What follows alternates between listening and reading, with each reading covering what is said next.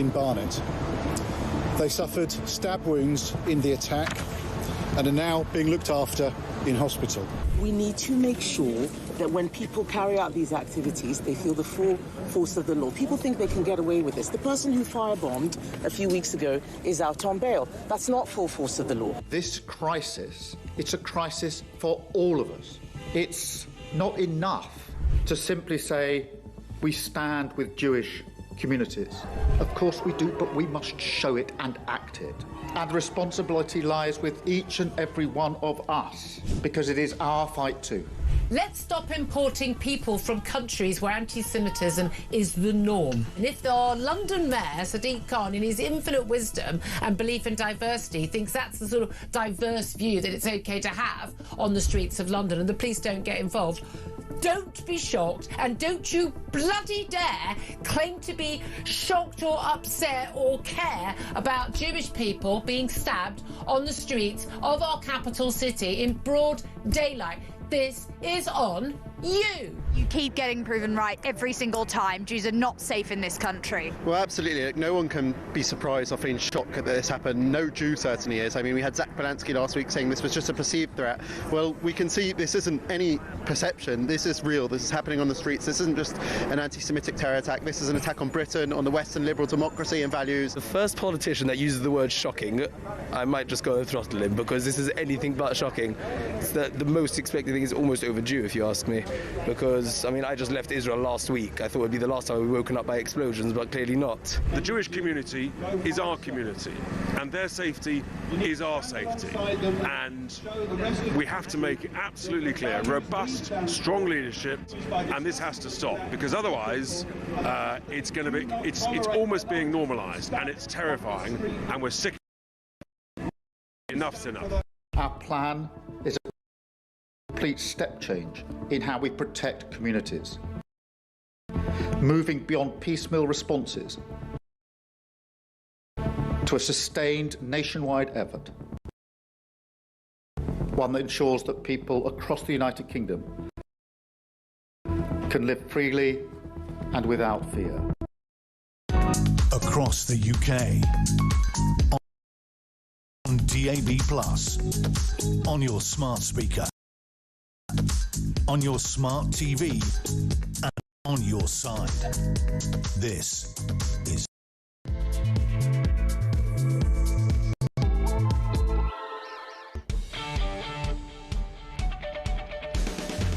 Hey, very good morning. Just gone 6 o'clock. You are live across the United Kingdom with Talk, the home of common sense, and where you and your views on the day's news are heard and listened to. Thank you so much, by the way, for your response to the show.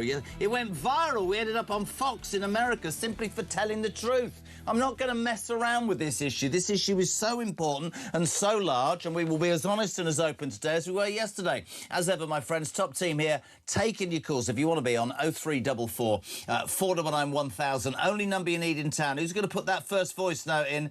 What's today's prize? I've got a banana. You can win a banana. Great. Text 87222. Dean, Tommy, Mark, Nehar. We're all in, OK? This is your station. This is your place for honesty and truth. Listen, let's report the facts. The news you're waking up to: a second night of unrest and violence in Belfast. Rioters clashing again with police, particularly near a hotel housing migrants. This comes as new details emerged of basically how you can get asylum in Great Britain under a fast-track scheme that was introduced, yeah, lo and behold, by the last government. Front page of the Telegraph: smugglers guarantee UK entry via Ireland. Honestly, just get to the Republic, go to the common travel area, get a bus and we'll get you in there. It's not a problem. You know that whole rubbish from Starmer about how it'll be one in, one out? Check the front page of the Times today. Only one single migrant sent back after crossing the Irish border. It's an absolute joke, man, isn't it? Reforms. Suella Braverman and Robert Jenrick coming under a bit of pressure today. They were at the helm of the Home Office when this fast-track scheme was introduced. In their defence, people are saying, which is justifiable, that both resigned from Sunak's government because they were unhappy with the system that was in place. And by the way, just because I actually don't want this to sound bad, I don't spend my off time listening to radio. If I do, it's talk, but I tend to get on with trying to bring up 6 kids. But I happened to be in the car yesterday when the amazing Kevin O'Sullivan, I love his drive show, had a lady from the Alliance Party in Ireland called Nuala, I hope I've got the right, McAllister. Now, on the day that I can officially tell you a new poll suggests that 1 in 3 Britons believe police treat ethnic minorities more favourably than white people. On the day to the week where we saw Henry Novak die in front of police because they believed a Sikh gentleman who was using the racist card, and just 48 hours after we saw a Sudanese immigrant who got into this country illegally try and behead a fellow human being in broad daylight, right? This woman told Kevin O'Sullivan that the riots that none of us condone, by the way, love, was nothing to do with migrants. Have a watch. What is your feeling about what should be done about this? Because there is this kind of weird backdoor route into the UK via the border. I have to interrupt you there because I actually don't believe that the trigger for this has been the migrant crisis. I think the trigger for this is people. You think they just did it for no reason whatsoever? You think they rioted last night for no reason? I think the people. Well, come on, Nuala, they didn't riot for no reason. They are using this as an opportunity. Well, hang on, Nuala, they did not riot for no reason. There have been plenty of people who've come on. So why did they riot? Why did they take to the streets last night? There have been plenty of. Why did they? Can you answer that question? Why did they take to the streets last night then? They took to the streets last night because they were thugs who wanted to engage in violence. What about the peaceful protesters? There were peaceful protesters all over Northern Ireland as well. People have a perfectly right. They have a right, as they always should, to protest. Yes, but people do not have a right to illegally protest. But there is always going to be a difference of opinion when it does come to whether it's a legal migrant or an illegal migrant, whether it's a person who has come here to seek refuge or whether it's someone who's come here to work. Can I do it again? Sorry, I promised my wife today I wouldn't be so angry. Sorry. I am sick and tired of hearing people say, well, we'd have to wait and see whether that person was in fact seeking refuge. Whatever that piece of crap's name is, who's hopefully, I mean, I don't know what's going to happen to him. It's an ongoing case, right? The guy who thought it was OK to behead a fellow human being, try and behead him with a knife, didn't go to the United Kingdom because he wanted to embrace our culture or learn our language or give something back. He came here because we're as soft as whatever to take advantage, and because he comes from a country, let's have it again, sorry, where the same value set is not in place. They don't believe in where he comes from that treating women the same and right way is good. In fact, almost everything about this human being is alien. Oh my God, I've upset people by saying it's an alien culture. One person I haven't upset is the legendary Poppy Coburn, who is back today and very happy because she's moving into a new flat on Monday. How are you, love? I'm very good. You know, I just listened to that clip. Politicians do this thing that I just love. And Kemi Badenoch did the same thing yesterday. They tell you, you have a right to protest. Oh, do I? Thanks. Thanks for telling me that I have a right to come out and protest. I'm really glad. Do I have a right to complain as well online? Because it seems like you're trying to take that one away from me as well. Do I have a right to be upset with any of the policies that your government tries to do to us? Do I have a right to do that? Oh, thanks for letting me know. Do you know what winds me up more, though, and I freely admit it wound me up hysterically yesterday, is there is no part of me that will condone those violent scenes. I think the people, innocent people forced out of their houses, right? Innocent people. Kev told a story about a woman who's lived in Ireland all her life and a dog perished in it. I mean, horrible, horrible, horrible stories, right? Completely get that. But if Starmer, who did his usual, of course you don't condone the violence, but he didn't talk about the issue that caused it. And I said this yesterday, and I will put this to you. I will never condone the violence, but unless we in this country understand there is a simmering, boiling resentment and revulsion and anger and despair about how we are being treated by a government that doesn't listen, who seems to favour anybody and everybody over us, sorry, the indigenous population, I think that's a perfectly good description of what the hell's going on. And politicians, I know your job is to stand there and go, we don't want... nobody wants riots. But you're going to have to find a damn answer as to what you're going to do to stop people, because they don't think any government's helping them, do they? If you want to stop the riots, if you actually care, because it's the second year in a row now that we've had multiple riots across the United Kingdom, if you want to stop them from happening, there's a common cause that sets them off. You need to fix the asylum system and remove the people who are in the country who should never have been here in the first place. That is the only way you will stop these disturbances. It doesn't matter if you blame it on Nigel Farage, it doesn't matter if you shut down social media, it doesn't matter if you jail people. You are not going to stop these riots from happening, because you're going to continue to see these scenes of atrocities, because that's what it is. When a man is getting beheaded in the street, nearly beheaded in the street, that is an atrocity. When 3 girls are being stabbed by someone whose parents were let into the country, that is an atrocity. People are going to respond rationally to that, OK? And you're going to get people where the temperatures are running high, where you are going to see scenes of horrible disturbance, and it is going to put people's lives at risk. If you are a responsible government, it is your job to stop people rioting by making sure that it never gets to that point. Answering the question. So yesterday, we did all of this show. You've got Kev on Drive Time and the woman going, it's all migrants. It's not all migrants. You're being unfair. People are seeking refuge. Well, my old argument stands up, doesn't it? If you left Sudan, where there has been civil war, you have to travel through 7 safe countries, barely. That's a minimum that you travel through.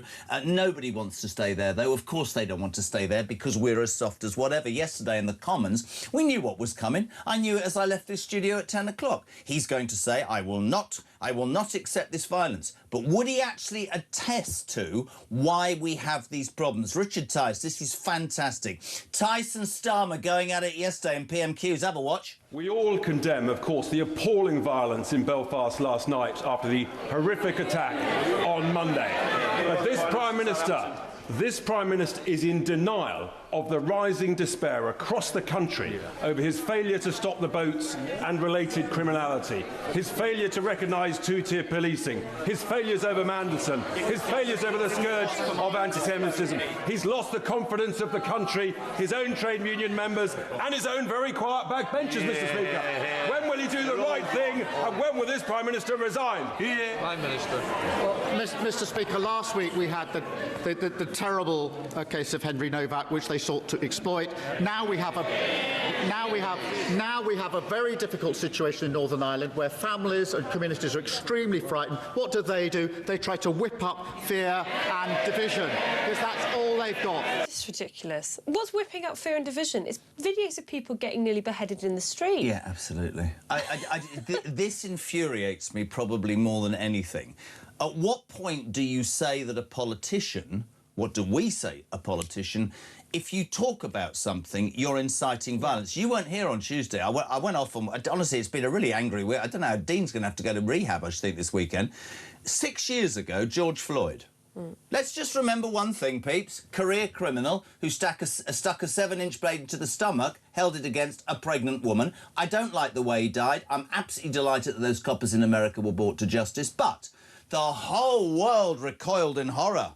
This man was attacked by the police. He was a black man, completely wrong. We took the knee. Actors took the knee. Footballers took the knee. Keir bloody Starmer took the knee with Angela Rayner. Everybody took the knee. There was a minute's silence in the House of Commons and the House of Lords. Nothing like that with Henry Novak. I started that on Tuesday.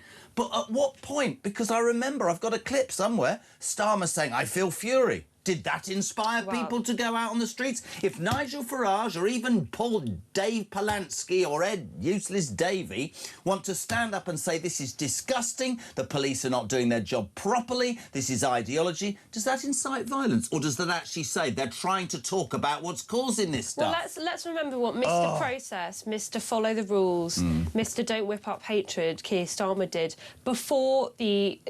I've forgotten the name of the copper who ended up killing George Floyd, went to trial, because this was a couple of weeks after George Floyd died. There was no trial yet even put in place. Keir Starmer's talking about his fury. Keir Starmer's taking the knee. Keir Starmer's promising race action plans. And loads of change is going to happen that's just going to end up discriminating against the majority of the country. And yet, when Henry Novak's case has actually gone to trial, has been sentenced, the murderer's gone to jail, the family have also been prosecuted, he says, oh, let's not talk about it. Completely. It was It's Derek just rubbish. Michael Chauvin, if you remember. There we go. So much response pops yesterday to the show. Keep those voice notes coming in nice and early. 0344 499 1000. Ben, good morning. Morning, Jeremy. Ben from Birmingham. All these politicians and everyone going mental about the riots, like they've left the people any other choice. I know it's wrong, but people have voted for less immigration and all these other matters consistently for the last 20 years and been ignored and are still being ignored now. And even after all that's going on, are still being gaslit like there's no issue. And then they act surprised when people who have nothing else to lose hit the streets.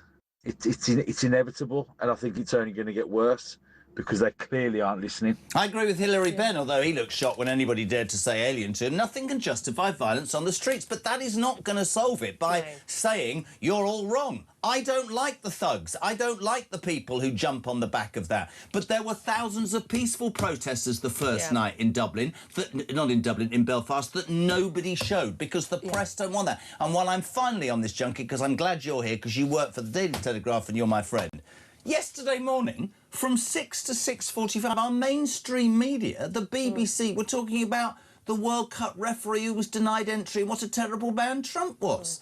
What is this? Is this an inability or a refusal to accept what's going on in this country in front of our damn eyes right now? I would say that a lot of people on the left find this whole story, and in fact every single story that has sparked riots, so uncomfortable that the only responses they have to it is to blame people like Nigel Farage for just talking about the facts of the case. You're not whipping up hatred unless you're whipping up hatred by just reflecting reality. If reality is radicalising people, then you've got a serious problem. Absolutely. Or just saying that every single person who has ever raised any concerns about immigration, and God knows by this point we've got a long old list of valid reasons, they're just racist. So what they want to do is say that anyone that cares about this is a racist. Let's just keep on going with what we're doing. We don't want to make any changes to the legal system. We don't care if people like you get killed or raped or assaulted.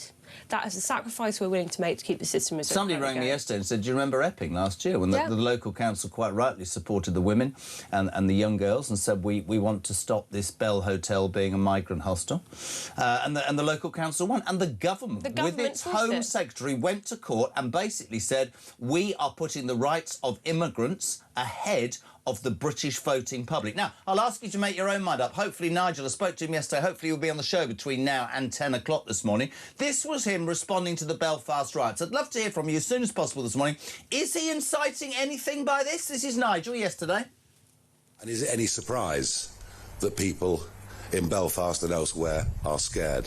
None of that justifies what was perpetrated by some bad actors last night. There's no doubt about that. There were some very, very bad actors doing bad things, but the vast majority of those people who were out on the streets in Belfast last night were not far right, were not extremists, just really scared about what's going on in their communities and about the lack of government action. There's none. Sorry, they'll go, oh, you're just... Completely. Well, he's just reflecting the views of the majority of the country. One other thing that I think is worth bringing up, because we're talking about the government and what the government's response to this has been, we also have to talk about the last government, the Conservative government, which has been trying to tone police Nigel Farage. There was a news story last night about because the alleged attacker, is of Sudanese descent. He came here as a refugee, had indefinite leave to remain.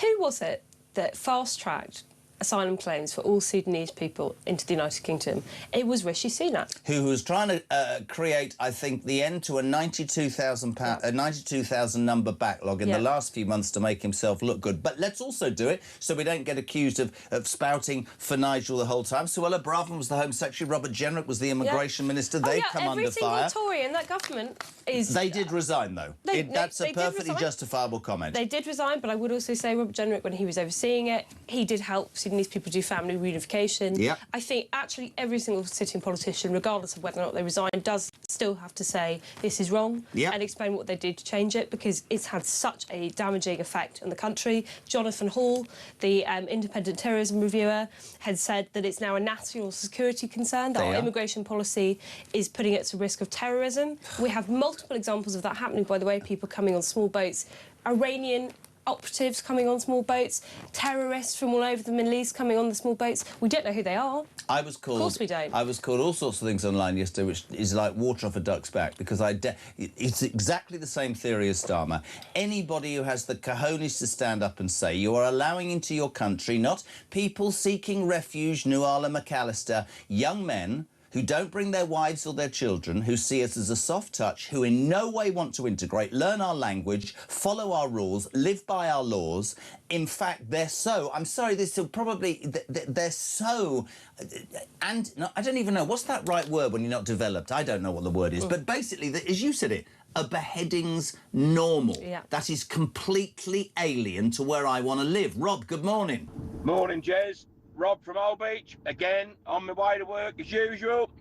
Just thought I'd like to put my 2 pence worth in about that idiot that was apologising for the terrorist in Belfast. Now, these people, a lot of these people, like him, the places where they come from. Now, they're the sort of people that will think nothing of when their daughter reaches a certain age, to lay her on a rock by a river, get a sharpened piece of stone or a rusty blade and hack her genitals about. So if they'll do that to their own family, what do you think they're prepared to do to yours when they know when they come here, not only will they be forgiven by all the NGOs and the woke politicians, they'll also be defended by taxpayer-funded lawyers, and they won't get kicked out of the country, and they can continue with their cushy little life. I'm sick and fed up with all these people apologising for these horrific monsters that have been set amongst us. We have got no choice in this. We've got no say in this. We just have to shut up and... Oh, mate, I tell you now, these people that have chosen to put all of these wonderful, wonderful diversity is our strength characters in our midst, they're going to reap the whirlwind, mate. What's happening in Belfast is just the beginning. I don't condone all people getting burnt out their houses and cars getting set alight and all that. That's not me. But what I am saying is people have reached that tipping point, mate. And now it's going to get a lot worse, because all you do is double down, tell us we're racist, we're far right, and we're everything under your boot. We're scum. We're second class compared to these people who are committing these atrocities, and if that's your level of thinking, you don't deserve to be anywhere near public office or anything to do with who comes and lives amongst us. Now, that turned out to be the same Rob yesterday who did that very passionate thing that went viral and ended up with this show being on Fox News. He's dead. How is he wrong in what he says? He's absolutely... Every single point, he's spot on. He's spot on, because we have reached that tipping point. Because I've reached that tipping point as well. You know, I'm so sick. You see the same thing, not just over years, over decades, where every single time something like this happens, it's a very easily fixable issue. No one likes the asylum system. It does not work properly. OK, people do not want people who they don't know who they are coming into the country, and we can't get rid of them. They're given indefinite leave to remain because we can't deport them back to their countries because people like Lord Hermer say it's against their human rights. Well, what about our rights? Yes. What about the human rights of that poor man who's lying in hospital having lost an eye, who was slashed and nearly beheaded by an animal who was allowed in by a fast tracking system? Listen, loads of response already. Poppy and I here till 7. 0344 499 1000. Ambrit, good morning. Morning, Jezza. Ambrit here. Alarm clock Brit. On my way to work. Woke up at 5:30. I just think it's a shame that nobody's listening to the public. There's so much anger and frustration about all this illegal immigration that comes into this country, and nothing's been done. It's the same as it has been 20 years ago, and we're still suffering now. Until we all stick together as a public, nothing will change.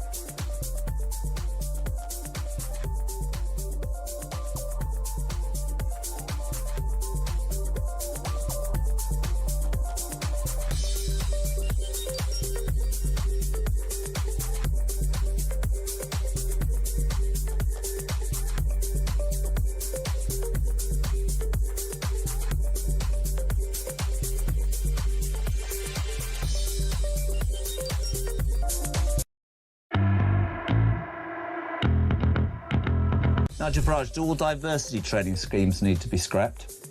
The whole lot. The whole lot. This is where the poison starts. I had a lot of emails from serving and ex-police officers. One guy said, look, there's only one thing I fear as a police officer in terms of losing my job, and that is a member of the public making a complaint that I've acted in a racist way or not acted to intervene in a racist incident. If I miss a murder, if I miss a stabbing, well, that's too bad. But if I miss an accusation of racism, I will be suspended immediately. It's the UK on DAB+, on your smart speaker, on your smart TV, and on your side. This is Talk. Welcome back, 6:25. It is Thursday morning. It is the 10th of June. Well, no, it's the 11th, you see. Somebody's put 10th on my thing. That's not good enough, is it? I'm going to have words. We're live across the UK. We talk, of course, the home of common sense and the place where your views on the day's news are welcome. The palpable anger continues from yesterday. I make no apology. This station's about what you think, alarm clock Brits. And as ever, if you want to be on, 0344 499 1000, text to 87222. Jay, good morning. Morning, Jezza. Morning, Pops. Fantastic show. Great start. And, yeah, Keir Starmer, Richard Tice yesterday going at it. Do you know what? How can... Listen, I've got no degrees. I've got no university. I've got no political training. I've not been born into it. I'm just an alarm clock Briton. OK, I get up at 5. I do my thing. Work hard. Provide for my family. Loads of aches and pains from head to toe. And I'm only in my 40s. But I crack on, right? I can see the only person in my mind at the moment who's saying it as it is Nigel Farage. He's the only one. Just come out with the facts, stop hiding things from people, and deal with the problems. You know what the problem is? We all know what the problem is. Control immigration, control it at the borders. Okay, we're fed up with it. Mark, who works on the show and has done for longer than God started times, just made a really good point. They always talk about the rioters, quite rightly, nobody condones it, but they never talk about the cause, do they? I've got to play this to you, because this caused Poppy and I to almost headbang the wall. Michelle O'Neill, who's the First Minister of Ireland, the Joint First Minister, she represents... What party? Sinn Féin. Oh, right. Who are they tied to? Oh, I can't recall now. That'll be the IRA. Of course. Who used to bomb and cause all sorts of problems. Political violence. Kind of that whole violence. thing, wasn't it? This is, yeah. This is Michelle O'Neill responding to the Belfast riots as the First Minister. People were concerned, people were worried for safety, all very understandable emotions. But what we saw spill onto our streets since Monday night has been nothing short of thuggery. What we saw has been nothing short of racism. We saw youths taken to the streets, young men masked, attacking families, burning them out of their homes, attacking public property, attacking businesses. All we've seen is criminality on our streets and a real, I think, a real attempt to underline racism in our society, which I do not believe is widespread. I'm just going to let Poppy Coburn. How old are you? 26. I'll actually leave this to you, because otherwise I'll be taken off air. I mean, well, now I'm going to get in trouble, but... No, you're not. The very basic point is, if you were a party that had links to the IRA, which bombed innocent people... Yeah, criminality on the streets. Aside from property damage, that literally blew up innocent people. Blew people. Shot people, innocent people, for years, over decades. And you're now standing up and saying, it's a little appalling that people are burning out cars. How could there be all this unrest on the streets? How appalling, we condemn that. No cause, everybody's a racist. No cause, everyone's a racist. Yeah. How dare you? Seriously, do you think people were born yesterday? It's like having Jerry Adams come on television and call for peace and calm and kumbaya. Have we got the tweet from Jerry Adams? It's on its way. He said everybody's a racist and this must stop. I just want to make the point, because there will be... I was going to take aim at a fellow broadcaster there who went for me yesterday. I did better than that. There will be people who will say, I am not encouraging it, I am not inciting it, I don't agree with it, innocent people were hurt, their homes were thingy. What I'm trying to get our politicians to understand is, if you do not get to the root cause, if you do not acknowledge that this country is at a turning point, a seminal moment where I've said this since I started the show, Pops, that the silent majority who had switched off from politics after the expenses scandal, the COVID thing, all the problems, suddenly have woken up, and they've woken up because there's a cost of living crisis and everything costs more money. There's no police, there's lawlessness, there's knife crime, the borders are overrun, and suddenly people who live their lives correctly, and I apologise to you all out there, I say it every day, who just follow the law and pay their taxes and look after their kids are thinking, hold on a minute, not only do people come into this country and get treated better than we do and we're living by the rules and earning the money and paying tax, not only that, but they can commit heinous crimes that don't have any place in our society, and they'll still find a human rights lawyer. Yeah. They'll still find somebody to say, oh, the people who dare to stand up to this are racist. I am still waiting. I'm surprised it's taken 24 hours. What was the name of that bloke that did that heinous crime? What was his name again? Derek Chauvin? No, this one, the beheading man. What was his name? Oh, God, I can't remember his name. How long until somebody says he's mentally ill and I have to be kept Halu did. He'll be... Callacane, I had Barnaby Webber's mother on the other day, right? Even I didn't know this, right? That sounds awful. Callacane is in a maximum security unit, right? He murdered 3 people. He was allowed out because a nurse thought keeping a man of colour in a mental institution was racist. And here's the best bit, everybody. Alarm clock Brits. He's being paid over £1,000 a month in benefits. Now, can somebody please... Mate, you must be joking. Am I joking, Dean? That is what Emma Webber and he is getting benefits, Callacane, whilst he's in a secure hospital, not as a murderer, but somebody whose mental state meant that he knifed 3 people to death. I would respectfully suggest that this piece of... I have to be careful because legally I'm going... He's going to stay in this country, is he? I'm going to pay my taxes to have him locked up. No one gets deported back to Sudan. No one gets deported back to Sudan. Seriously, there have been multiple cases, including the murderer of Rhiannon Sky White, who was the hotel worker, who was working at a hotel... 23 times that poor girl was stabbed. With a screwdriver. Her mother was on with Julia yesterday. Yeah, just disgusting. He was from Sudan, the man who murdered her. He will never, under the current government, be deported back to his home country. Just to throw this into the mix at 6:32 for anybody, if you are driving or if you are in a moment where you might lose your head, just I'm going to just serve this as a warning, because on the back of a poll suggesting that 1 in Brits believe the police treat ethnic minorities more favourably than white people, and that's a fact, that's been given to us today, on the back of Novak, on the back of what you are witnessing in Ireland, having seen that attempted beheading by a Sudanese illegal migrant, today the government have warned immigration officers... I can't do this. I can't. You ready for this? That wearing England badges could be seen as intimidating to detainees.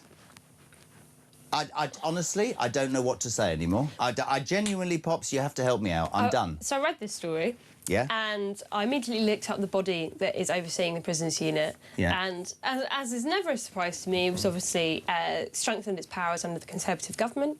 It's an arm's-length body that doesn't have any direct political oversight. So you've basically got a load of political activists in here who we can't get rid of. We can't get rid of. The government can get rid of them, but we can't get rid of them. There's nothing we can do to get any of these people sacked. No. What are their concerns? Well, their concerns are meeting their race equity plans.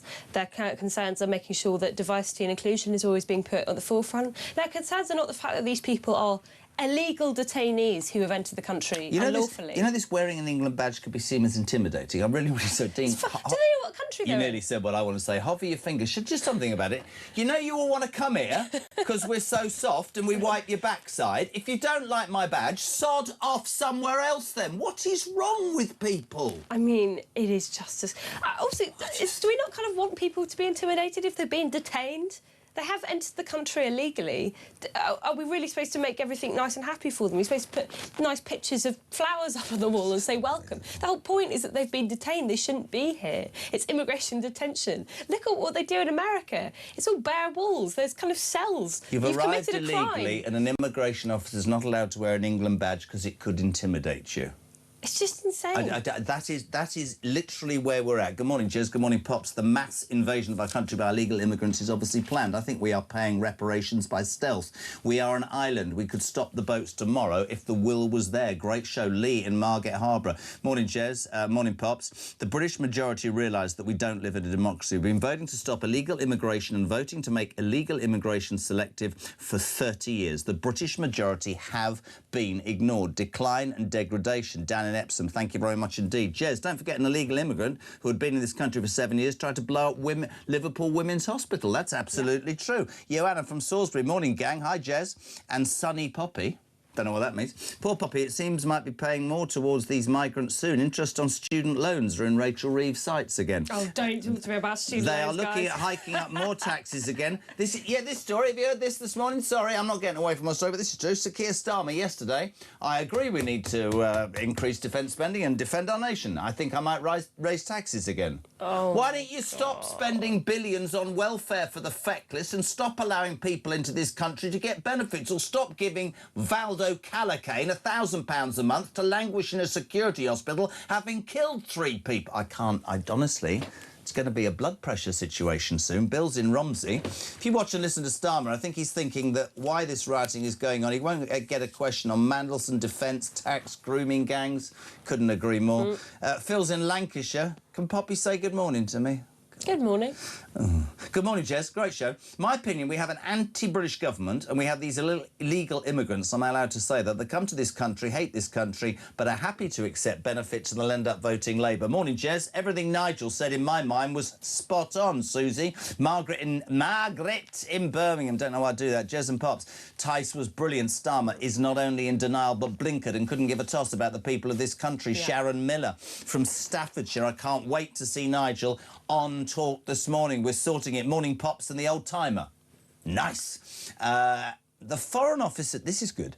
The Foreign Office advised against all travel to Afghanistan, Iraq, Iran, Southern Sudan, Syria and Yemen, amongst others.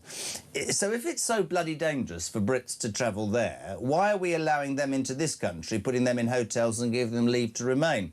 I'm no Albert Einstein, but the maths ain't working out, is it, in this? Yeah, it's so dangerous to travel to Sudan, but don't worry, we're going to bring Sudan to you in the comfort of your own home. Barry says, I don't condone it, but I understand it. He says, politicians ignore peaceful protests. What are people supposed to think? I mean, that's the truth, isn't it, Phil? I will fly my bloody flag from my car, and if the police want to stop me, they can do one as well. Mark's in Croydon. Morning, Beth. I did wonder with the World Cup upon us when the first story would appear about how this country's flag is racist.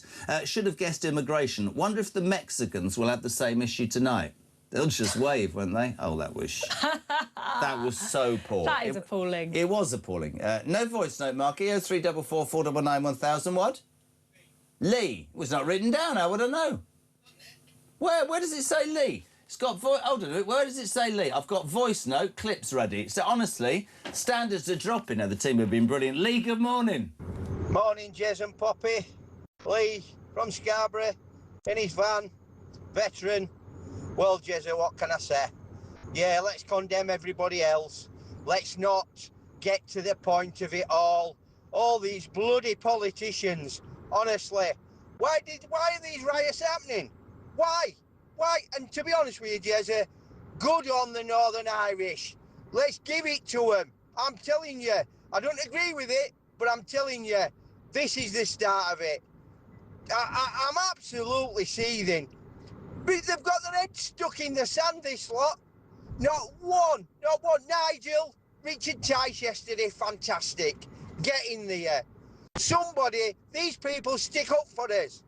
Starmer, Badenoch, the rest of them, they're a joke. A bloody joke, Jeremy. I'm telling you, I'm absolutely seething this morning. And they condemn everybody else. They condemn everybody. They just don't realise what they are starting. And this is the start of it, Jeremy. I'm a veteran. And I'll tell you what, I'll march on the streets. I'll stick up for this country. We need to get this migrant crisis under control. Because this lot can't do it. Nigel, hurry up and get in power. Richard Tice, what a fella. Great show, Jeremy. Anyway, I'll calm down sooner or later. Cheers, fella. Bye.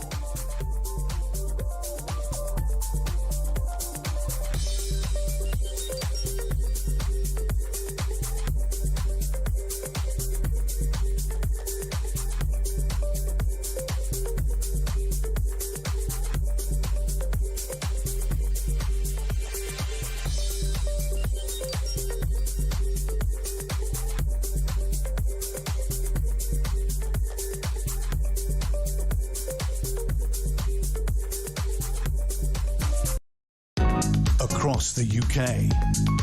On DAB+, on your smart speaker, on your smart TV, and on your side. This is Talk.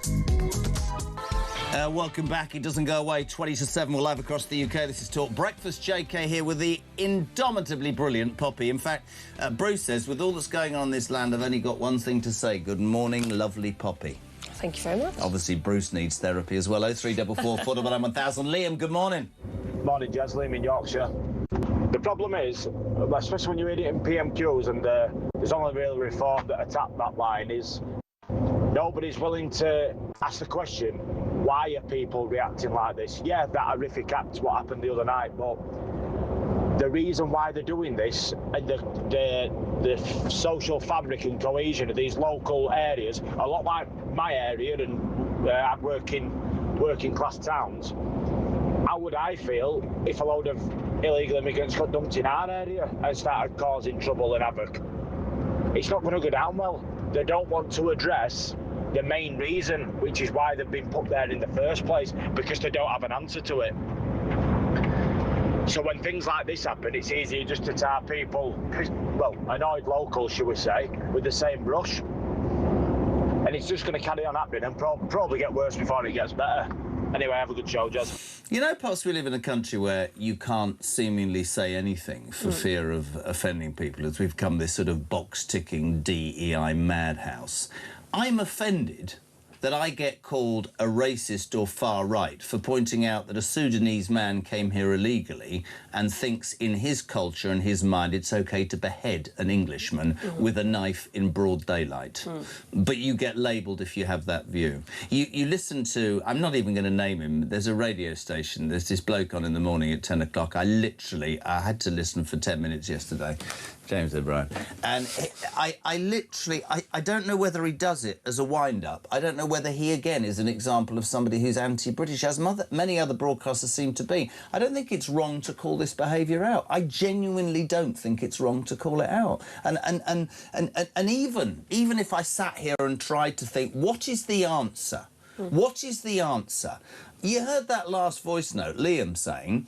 They don't have an answer. I don't buy that. I think there's a very simple solution to the immigration problem, and if the people elected can't get their heads together and work it out, it tells me there's no will to do it. They don't want to solve the problems of this country, because then somebody once said to me cynically that you come into government and you have a view and then you realise you can't change it. You just spend the entire time shouting at the rain and then saying it's not my fault, I can't do anything about it. Well, I'd rather have a go and fall on my sword and at least know that I'd tried. Oh, I completely agree. This government had decided from the moment they got into power that it was not going to do anything on immigration and asylum. Everything they've done since has been a sideshow. Do you remember the one in, one out scheme that turned out to be 30 people in? Hold on. Front page of the Times. Single migrant, only one sent back after crossing the Irish border. So that's 1 out and 5 million in. Keir, what a load of old... Well, no, but there you go. But Keir Starmer, in a former life, was a human rights lawyer. Yep. He will never, ever change the system as it currently stands. He doesn't care how many people get killed. He doesn't care how many terror attacks are linked to asylum seekers. He doesn't care if young women can't walk the streets at night. He does not care. But how do you stand up? How do you stand up and portray that image to your people? You don't care. You don't care. He can't. What he can do is try and dehumanise us. Right. The only way he can get away with it is by saying, these people who are standing up and saying this is wrong, I can't stand this anymore, they're actually not like you and I. They're horrible, evil, far-right racists. That's why they say it. It's very calculated. It's a way to discredit you so they can turn around and go, we're the decent people. We're the decent people who don't want to do anything about this crisis. We're just going to, chuck a couple policies at it and walk away. Like me, and you work for the Telegraph, nobody in this building, and I'm sure people will jump on this, nobody, in my mind, can quite in any way justify the horror that was seen the last 2 nights in Belfast. I don't condone it, I don't agree with it, and what happens is, in many instances, of course, it's hijacked by the thugs. Fine. But if you do not acknowledge that there were thousands who took to the streets who didn't involve themselves in that, who have genuine concerns, you are absolutely able to be accused that you will not deal with the cause because you're either too thick or it doesn't suit your political needs. We played a message, a video clip earlier of Michelle O'Neill, the First Minister of Ireland. She used to be part of Sinn Féin. which was affiliated to the IRA. He used to blow people up. Action on the street. Jerry Adams, famously, he's tweeted. I haven't even seen this. Jerry Adams. What does his tweet say? Let's have a look at this. He's going to make. But can you put it up on the screen, please? Because nobody's passed it to me, so I'm absolutely no idea what's going on here. 0344 499 1000. Last night's incident in Belfast, writes Jerry Adams, is no excuse for tonight's racist attacks. Racists are exploiting mostly young people who thought without thought for the consequences. People deserve better. Say no to racism. That's Jerry Adams. Exploiting mostly young people with no thought for the consequences by Jerry Adams.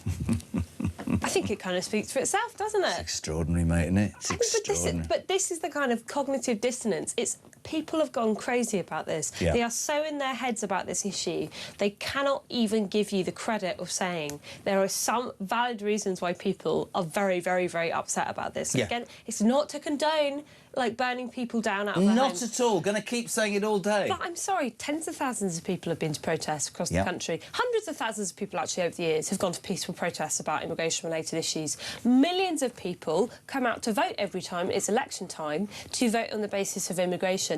And they have been ignored for as long as I've been alive. Absolutely. Couldn't agree more. Jez, you're talking about taking down English flags. I have ENG as part of my registration plate for my truck.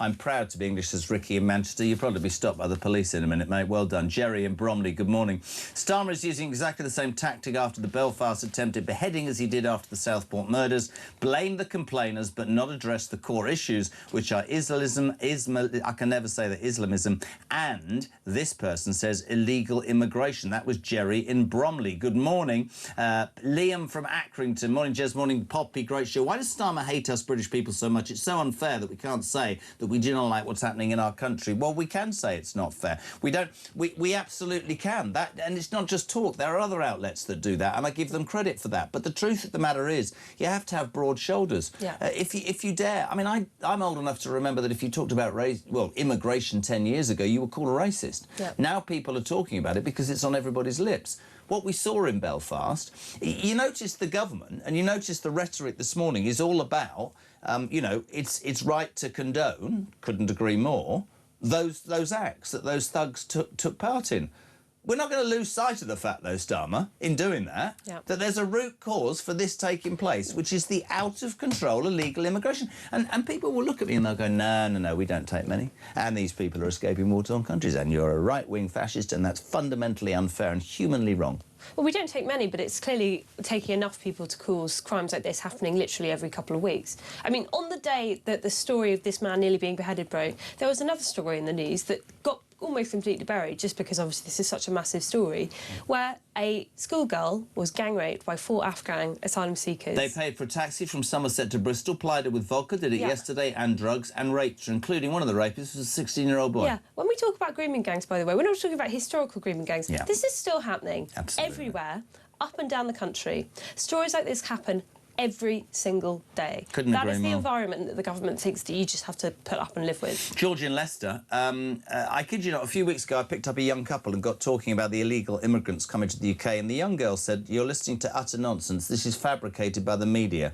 As customers, I couldn't say what I wanted to, but if these younger people think everything's happening isn't real, I honestly am very happy to be getting older by the day. Jez, James from Exeter, I'm very angry this morning. Jerry Adams can go and do one. I think he should go and take a bloody long, hard look in the mirror. Charles from Thailand. Notice Jerry Adams can't even spell racist correctly. I didn't, but that's fantastic. We've got to look at that. Has he done it wrong? Morning, Pops and Jez. Oh, round that way. As a secondary school teacher, I do a range of safeguarding, and here are some of the units we have to do which have had far more emphasis in recent years. Secondary school teacher.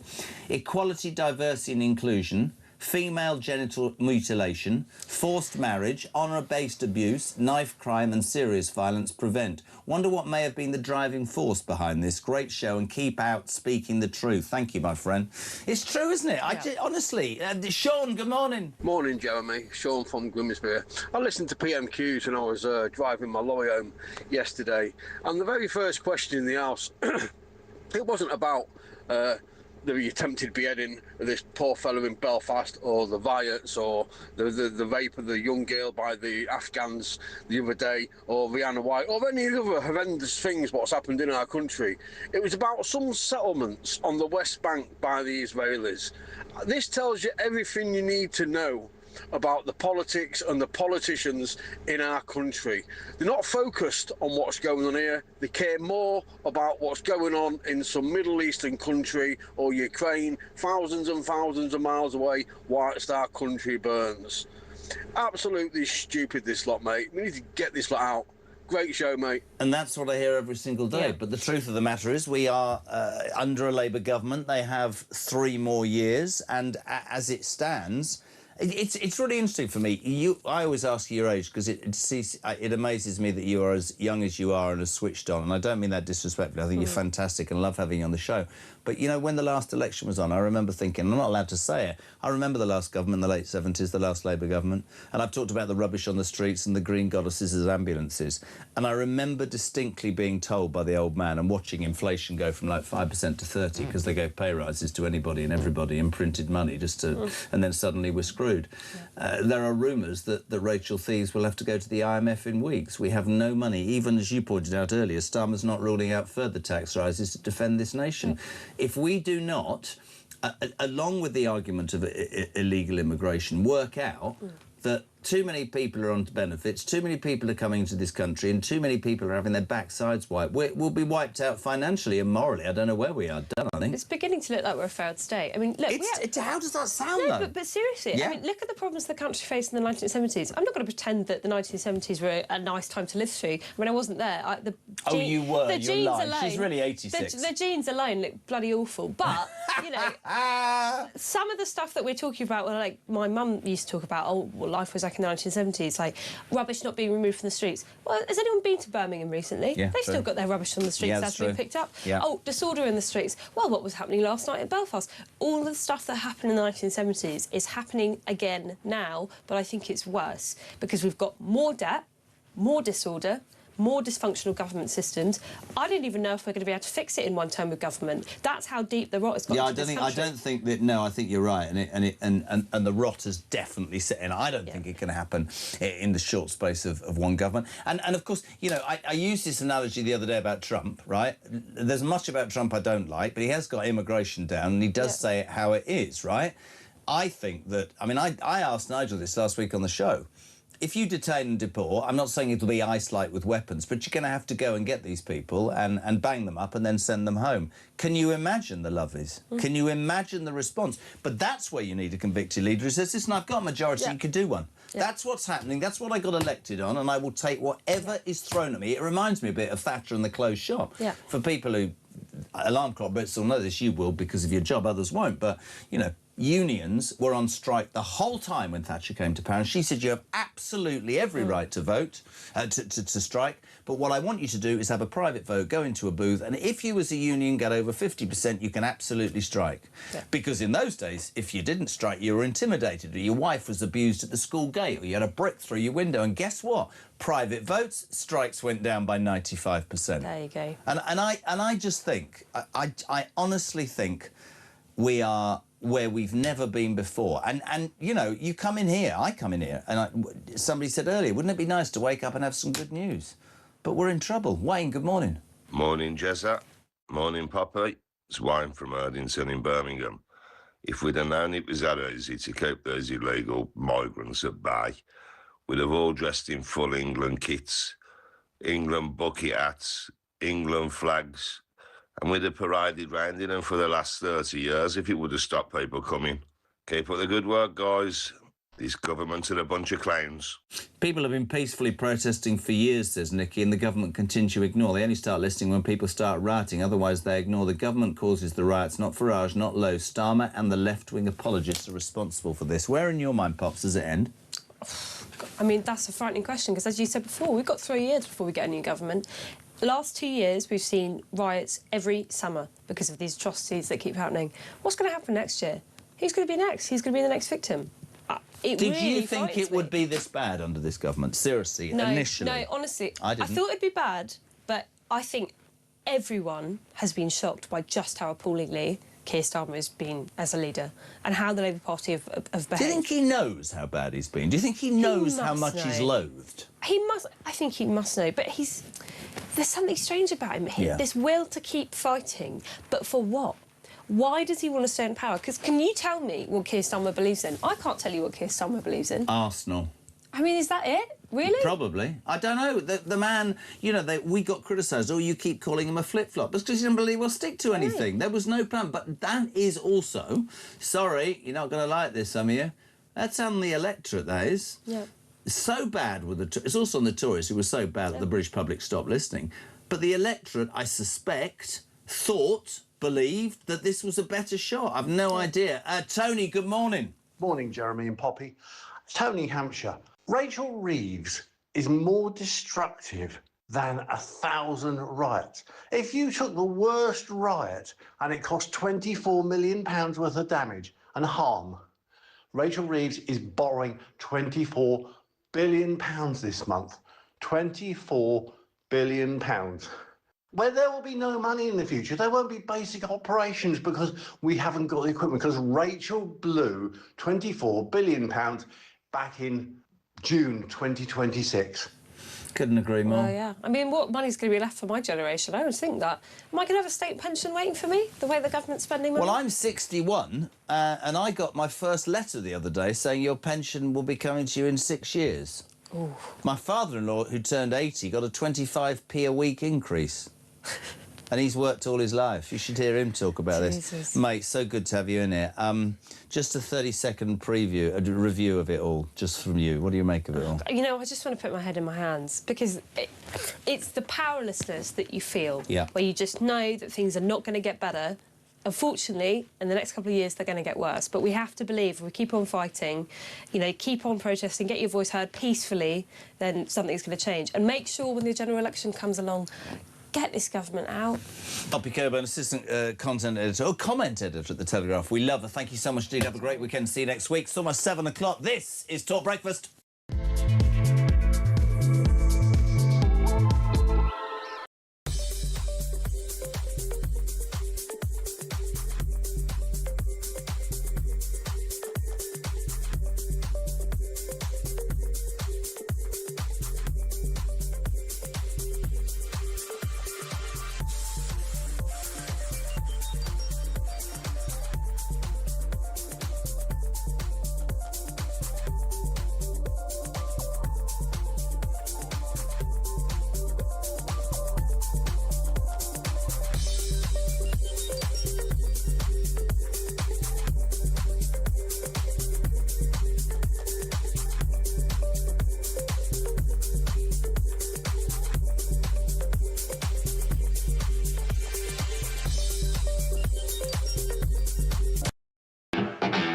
I'm angry, Julia. The family are angry.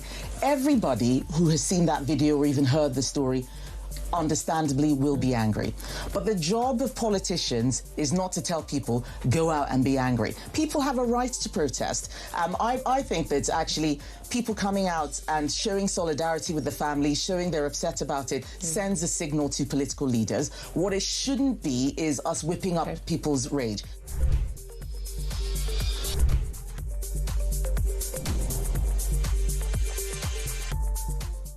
The UK on DAB+, on your smart speaker, on your smart TV, and on your side.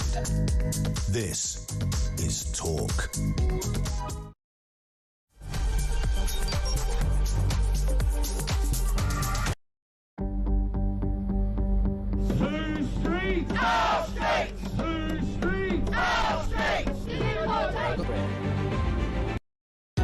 Across the UK, on DAB+, on your smart speaker, on your smart TV, and on your side. This is Talk.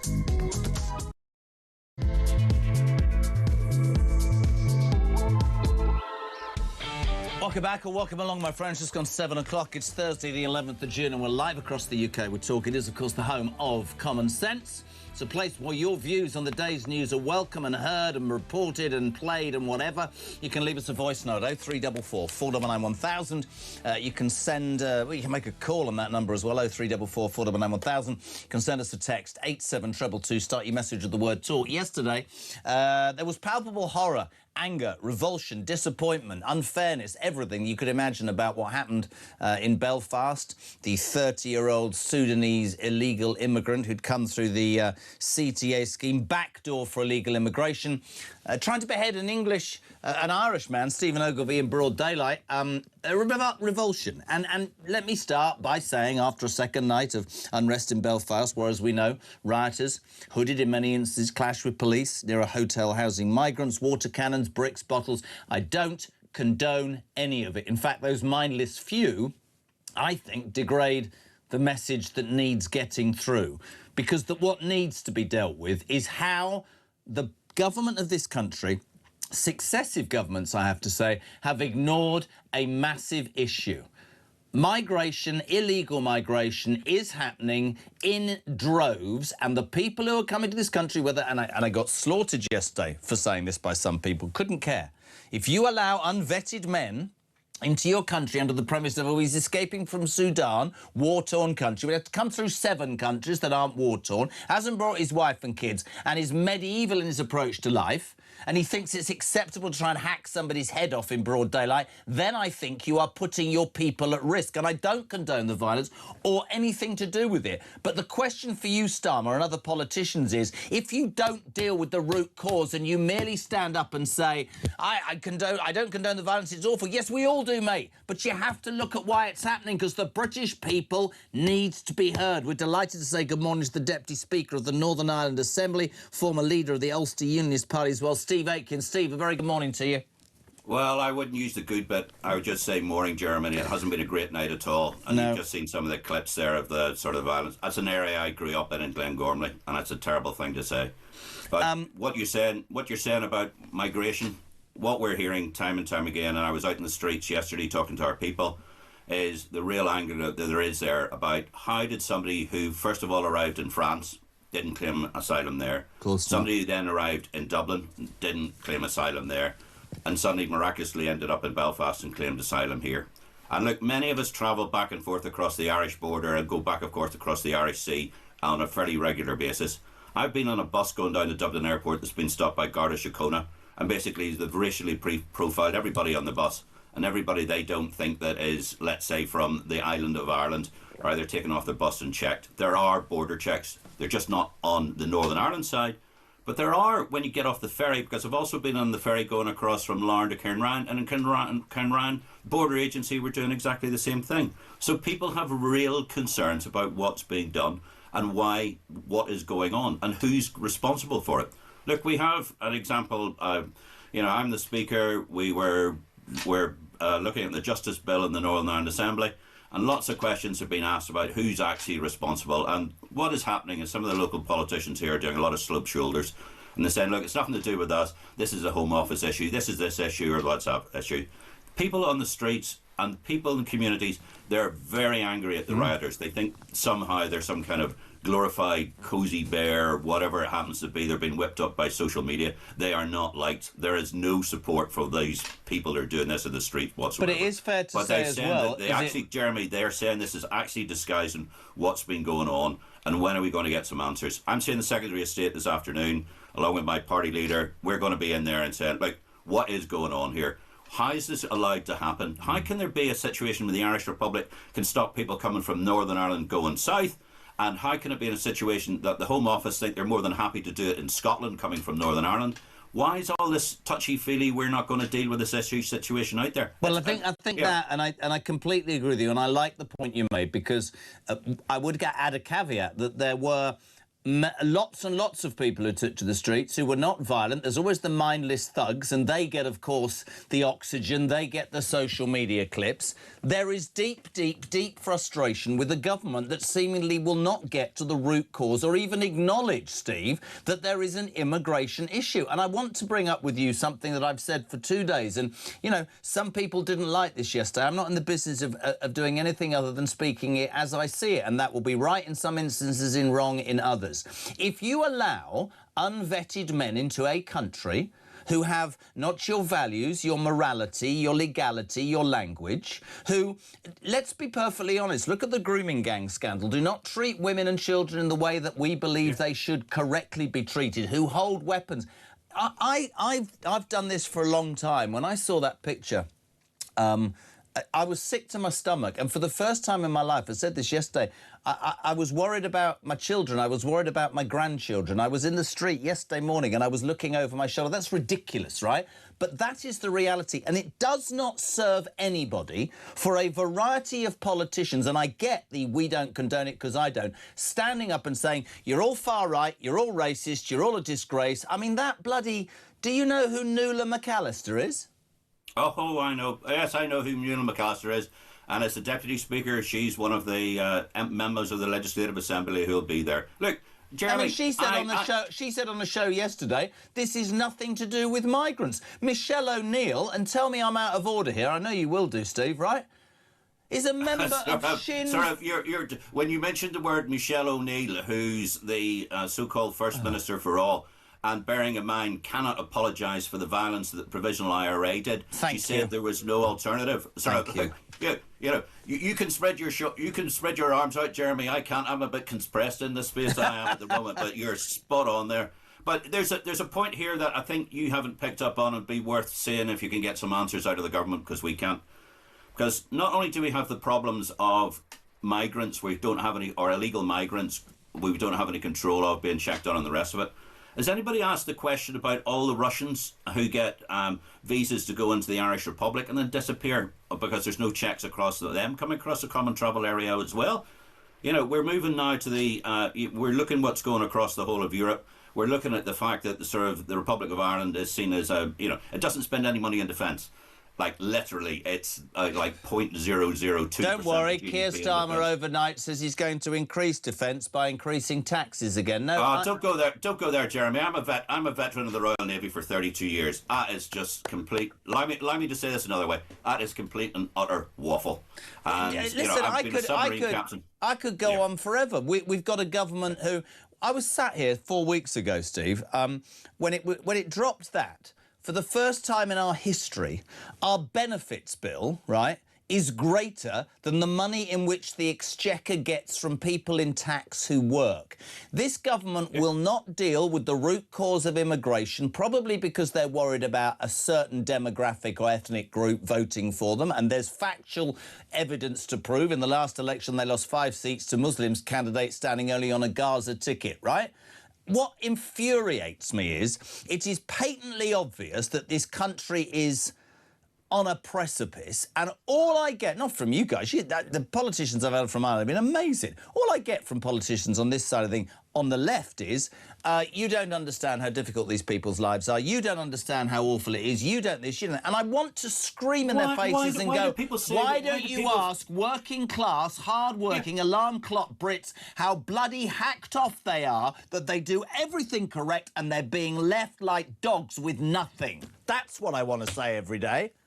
Well, but here's the thought. It's as if the people think that politicians live in a bubble. I tell you what, I don't have to go and ask my constituents what they think, because they tell me every day, because we're out there talking to people doing that. I know what they think.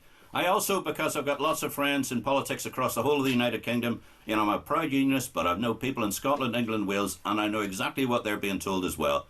So what's the disconnect between what's happening to the people that they're telling their politicians and why the government aren't doing anything about it? That's the question, and that's what's undermining what people think. And there, of course, therein lies something, because I then have people in their thousands messaging me and calling saying, he appears to hate Britain. He and Herma will do anything to protect the Attorney General.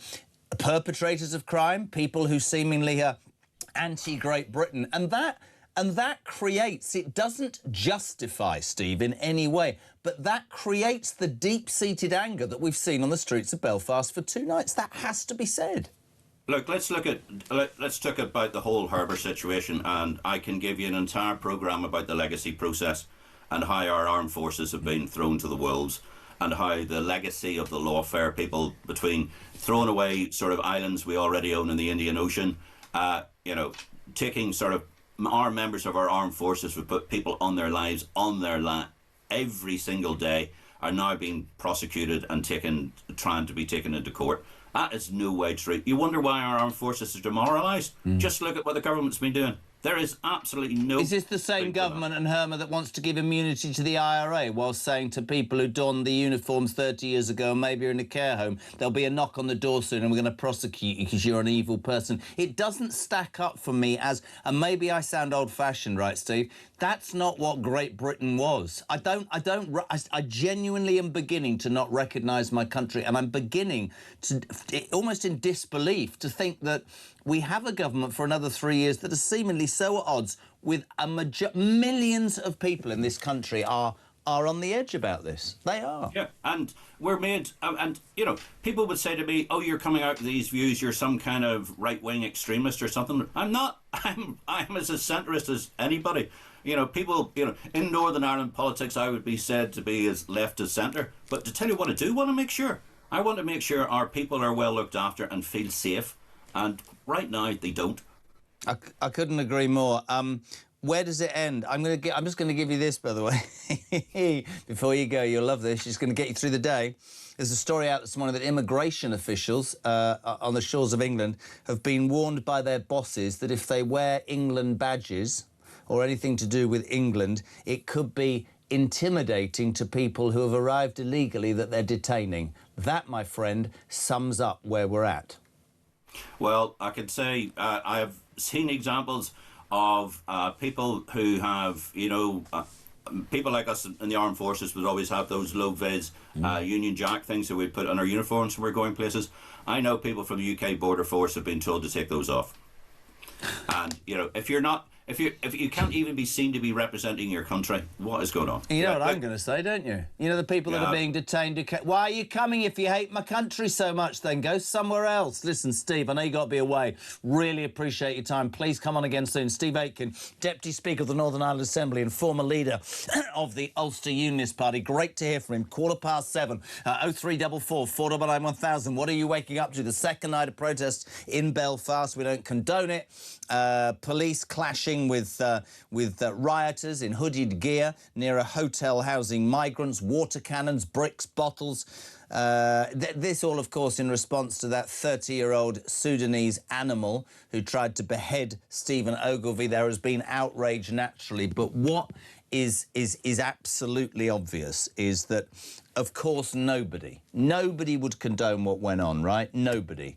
But there are no solutions. Yesterday, our Prime Minister Millie stands up and goes, I don't want to see this, I don't like it. Well, what about dealing with an issue, mate, that is galvanising the people in your country? Tracy, good morning. Good morning, Jezza. Do you know the immigration problem in America? All it took to solve it was a change of president. That says it all. We know what we've got to do. We've got to get rid of all the Conservatives, all the Labour, and restart all over again. Clean it all out, the lot gone.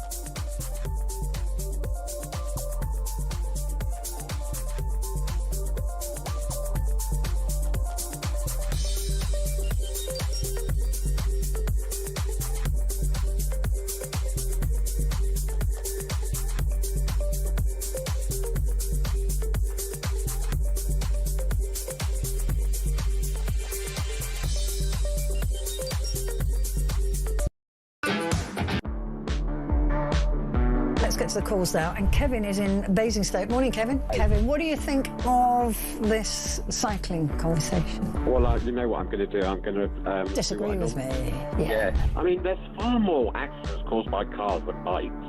Yeah, we're not talking about cars, Kevin. We're talking about bikes. I know we're talking about bikes, but if we encourage more bikes, then there'll be less accidents. More people... more people on bikes who are not being controlled by anything.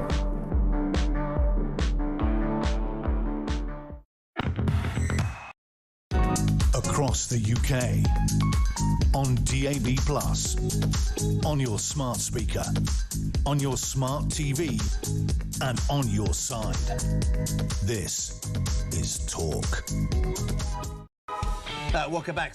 What is it? Almost 7:20. It's Thursday morning. Thank you for tuning in. If you want to be on 0344 499 1000, text to 87222. So, all about the second night of rioting in Belfast. New details emerging, by the way, of an asylum system that basically fast-tracks people from Southern Ireland to Northern Ireland on a bus, which just about sums up how much of a mess we're in. Overnight, a new poll suggesting that 1 in 3 Brits believe police treat ethnic minorities more favourably than white people. Sean, good morning. Morning, Jeremy and team. Sean from Leicester. These politicians, mate, how do they look at themselves in the mirror in the morning when they're getting ready for work? Do you think they're actually looking at themselves and thinking that, oh, I'm doing a good job today, or I'm going to do this, this is positive, that's positive? Or are they, like I suspect, looking in the mirror thinking, I need to hang on for as long as I can, I need to get some more money in, I need to sort pensions, I need to sort payouts, while the rest of us hard-working alarm clock Brits who put God knows how many hours in a week just to survive are going to the grot box and getting reduced food just so that we can feed our kids. It beggars belief, mate. Our country is absolutely, oh, mate. Anyway, keep up the good work. Keep letting us know. Keep telling the normal people of the UK what the other stations and TV programmes don't.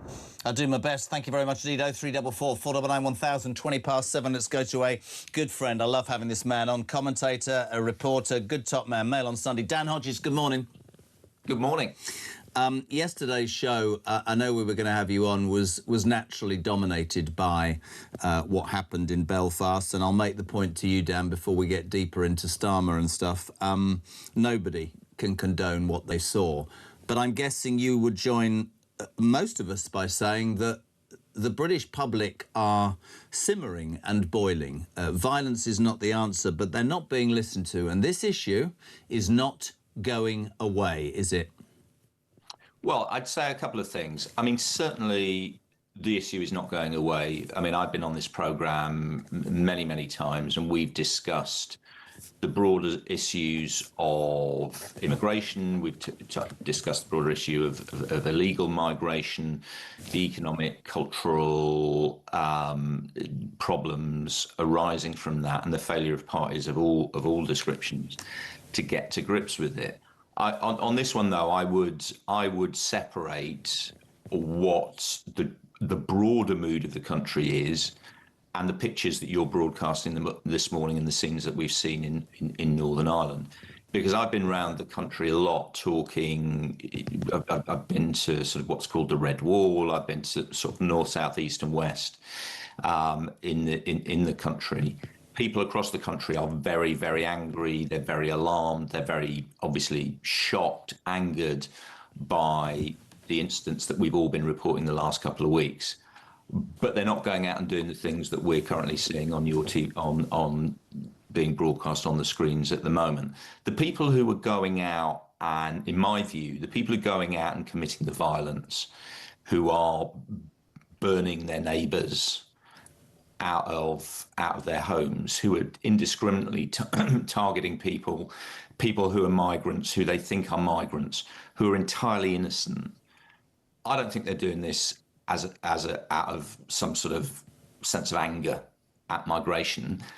I think the guys we're seeing in the hoodies throwing sort of bricks at the police are doing it because they get off on it. I think they enjoy it. And it's a sad thing, because it does the argument, the debate that's needed, the issues, the root cause that we all need to get to. It doesn't deal with that, of course. No, that's completely. a very good point. That's another thing. We have this whole thing about, it's deflection. People are trying to shut down the debate. Some people may be trying to shut down the debate, but obviously the debate can't be shut down. But equally, you cannot have a sensible and rational debate about this stuff, and the debate we all need to have, against a backdrop of, as I say, people burning. No, Dan. I've said it all along, but my point is, and I've been really careful to describe this in the right way, is there are millions of people who would say to that, I have voted against illegal immigration. I have spoken out against illegal immigration. I'm not justifying, I'm just giving you an example. What else are we supposed to do? What they haven't shown on those pictures, there were thousands of people in Belfast trying to peacefully protest because they feel threatened. No, that's exactly right, and that's the point I'm trying to make. I think you're absolutely right about people's anger, people's frustration. Doesn't do anybody saying, any look, favours. consistently we voted in a particular way. We've asked, we've demanded, we've begged, and we haven't been listened to. I completely understand that. But those people are, in my view, separate from the sort of people that are committing the acts of violence that we've seen over the last 2 nights. Couldn't agree more. I thought this was quite interesting. Did you see the exchange between Starmer and Richard Tice yesterday? Yeah, I did. I mean, I think, and as you know, nobody's more critical than Keir Starmer than me, and I think maybe slightly less so in relation to this incident, but certainly and I said this at the time, I thought Keir Starmer's response to the Henry Novak murder and the Henry Novak verdict at a time when the country was desperately looking for leadership. As I said at the time, I thought he was missing in action on that. But frankly, I think Keir Starmer's becoming an irrelevance now, politically and in broader leadership terms. I couldn't agree more. But just to say specifically on Richard Tice, and I've been critical of the Tories, I've been critical of Labour, I'm now going to be critical of reform. Richard Tice has got some front in terms of what he said yesterday, because there are 2 people who have direct responsibility for allowing the guy who is the alleged Belfast attacker into the country. And that is 2 of Richard Tice's current colleagues, Suella Braverman and Robert Jenrick, who were Immigration Minister and Home Secretary at the time this guy was allowed in the country. Now, there are 2 things in relation to this. The first is, my understanding is, there is a little bit of confusion, but on the one hand, the reports have been the guy was given an indefinite leave to remain. Yep. Now, that is, in many instances, a discretionary award. It's something that is given to people who don't meet the criteria for full asylum, but it's like, well, we'll let you stay in the country anyway. That was granted by these 2. There were also reports today, I think we've reported it in the Daily Mail, that actually this guy was, far from going through the normal checks or the rigorous checks that were required, was actually fast-tracked in terms of his application, because there was a fast-track scheme that was in place that allowed people to apply for asylum without the normal interview process. I think it was Sunak wanting to lose a waiting list of 92,000, wasn't it? It was an attempt to try and reduce the asylum backlog. Now, at the time, Suella Braverman and Robert Jenrick were perfectly happy. Whatever they subsequently did and whatever, But didn't they both resign from government? Because they didn't resign over this. They didn't resign over this. Okay. They were resigning over broader issues in relation to the small boats, in relation to broader migration policy. They didn't stand up and say, I'm resigning over this particular scheme. Indeed, they stayed in post and oversaw people like this guy being let into the country via this scheme. And I have not yet seen from Richard Tice, Nigel Farage, Suella Braverman or Robert Jenrick anyone stand up and say, OK, fair enough, we were the ones that got that wrong. Well, they're going to have to do that. They're going to have to do that. Because they're very good. And, you and I would agree on the criticism that is delivered on, the previous Tory government and obviously Keir Starmer and the Labour government. But, we hear a lot from them about, we want an honest debate, we want an open debate. Yep. They're very good at calling the odds and saying the previous... Completely with you, said it earlier. ...administration will apologise for its failures. Right, let's see them put their money where their mouths are. Yep. Let's see Suella Braverman stand up today and Robert Jenrick stand up today and say, fair cop, we both got that wrong. I couldn't agree with you more. I said it the other day. I said it this morning on the show. Can I put this to you? I know... We're in Purdah, so we'll have to list the candidates. Makerfield is next. I think it's next Thursday, isn't it? The by-election that Andy Burnham is standing in for Labour. He makes no secret of the fact that he wants to win. Makerfield, come to Westminster. I said that like I was there. Go to Westminster and challenge Keir Starmer. Suddenly he is the saviour. I don't know whether that's true or not. Do you think, here's a question for you from Amanda, says, could you please ask the excellent Dan Hodges this? Does he think that the horrendous events in Belfast and the simmering discontent that most of this country seems to feel about the attempts to control immigration or lack of it will influence the results of the upcoming election in Makerfield in any way? I'm not sure. My understanding at the moment is that it won't, just for a number of reasons. Makerfield, I've been to Makerfield a lot. Makerfield is a very, very localised campaign. Obviously, we've got this backdrop of Andy Burnham and Keir Starmer, but aside from that, it's very localised. Andy Burnham is pitching himself as a local guy. Obviously, Robert Kenyon's pitching himself as a local guy. The other candidates there are other candidates available, are all pitching themselves as local people, and that's the broader backdrop to it. I do think. I mean, I was up there last week. There's obviously a lot. This was when Henry Novak was dominating the headlines. There was a lot of concern up there. People were angry. I'm only going to say what I found. There was a concern amongst people I was speaking to that Nigel Farage, with his comments, had misjudged the mood in the moment and wasn't sufficiently understanding what the family had been saying about let's try and calm things down. And I think the other thing, my other understanding is, to the extent that these issues are feeding into the by-election, the party that is actually maybe benefiting from the anger that is being seen is Restore. Now, this is a big, this is going to be a big part of the story. There's a huge debate. Nigel Farage was saying yesterday, look, people don't really know who Restore Rupert Lowe is. People don't know what's, when we get to the ballot box, that their support's going to collapse. I'm not sure about that. Everything I'm hearing from people of completely different people across the political spectrum is that Restore are doing better than the polling indicates. And I was speaking to somebody yesterday who was saying, in particular, they thought that if for people who were feeling a need to demonstrate the ballot box over some of these issues, they were actually, if anything, more aligned with Restore than Reform. It's really interesting, though, isn't it? Because therein starts a whole debate that we'll no doubt have for the next 3 years, that if the right vote is split, you will end up getting the left continuing. Can I ask you also about Kemi Badenoch? We like to try and talk about everybody. She said yesterday, which is quite interesting, that Labour's woke equality laws have easily contributed to some of Britain's most notorious recent killings.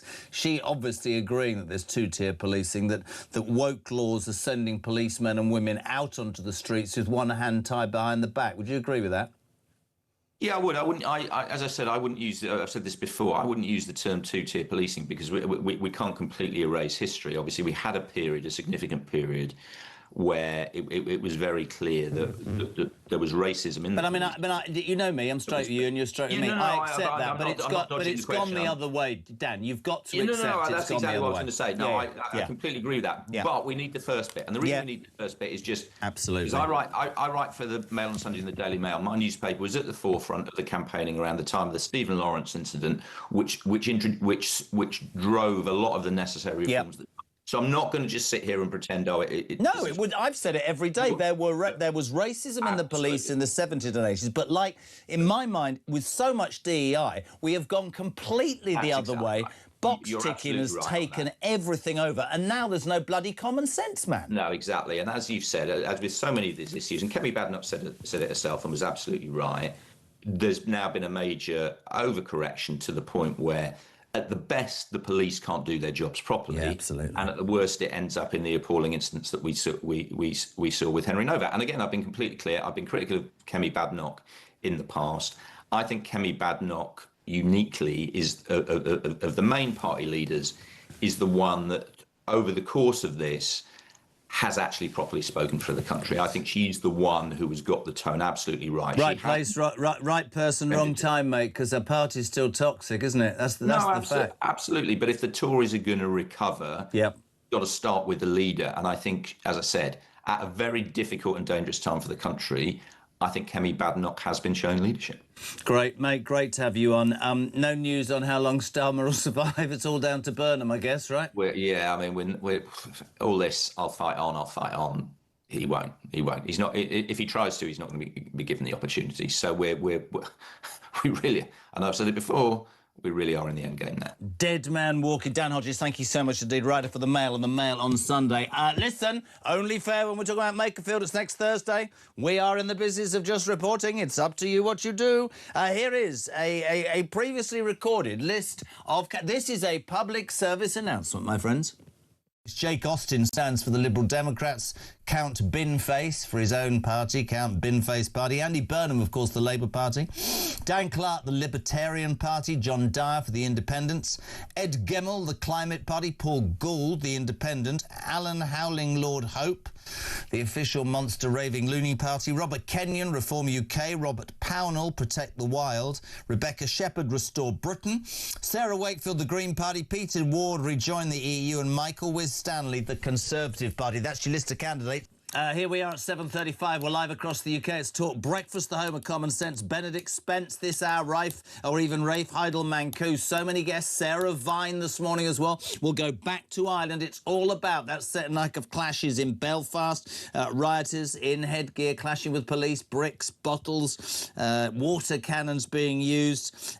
Listen, Dan Hodges is right, and I've said it from day one. There is no way that what you're seeing on your screens helps the issue. It actually helps politicians like Starmer fudge dealing with why this is going on, why we are allowing unvetted young men into our country who have absolutely no regard for our values, laws, language, way of life, who think it's OK to just sort of casually try and behead somebody on a Sunday night. That's what we're dealing with. Sorry, Dan, says Sean in Burlington. Suella was sacked for trying to do her job.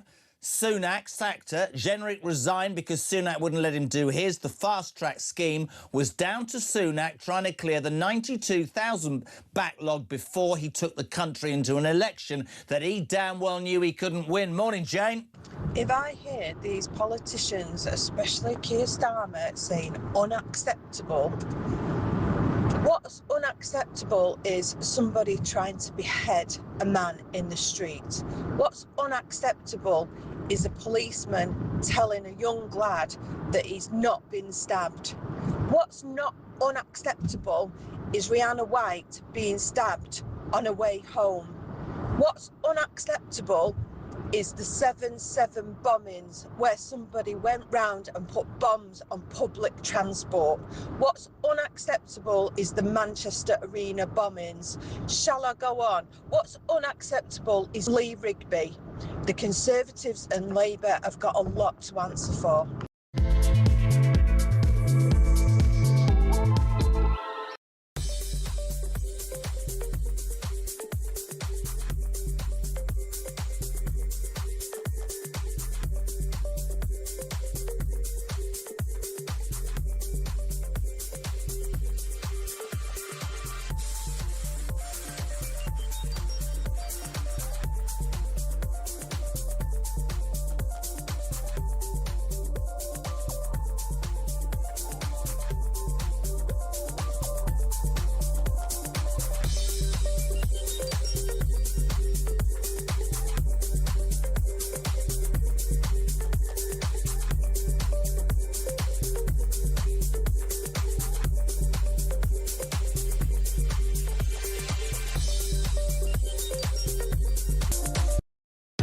Across the UK, on DAB+, on your smart speaker, on your smart TV, and on your side.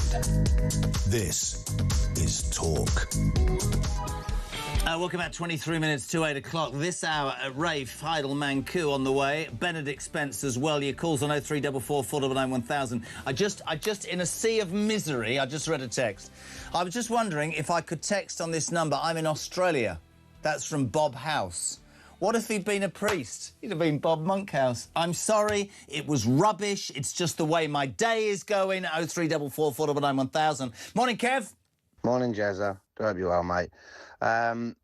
These protests that are going on, you've got to understand it. Firstly, peaceful protests that we're advised to do are ignored. Look at them all. Look at the ladies in Epping, the pink ladies. Look at the mass protests, the Unite the Kingdom. Every single protest we do peacefully is ignored.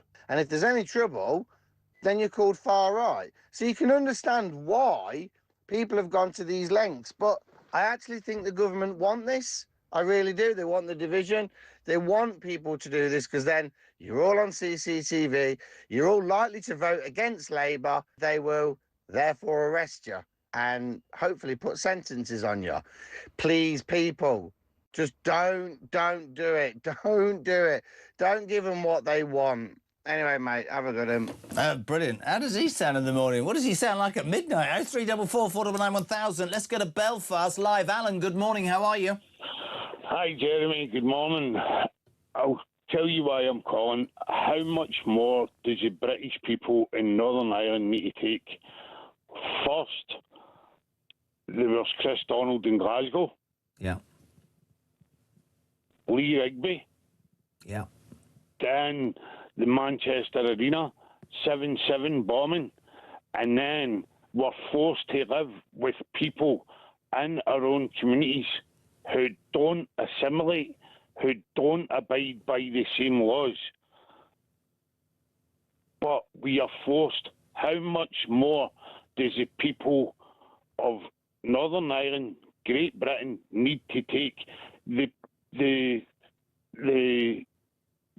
people in Stormont, the local councillors in Stormont and Westminster, right across the whole of the UK, they don't live in this working society, council estates. They don't see what's going on. People's daughters raped. They're living in a bubble and they're not hearing.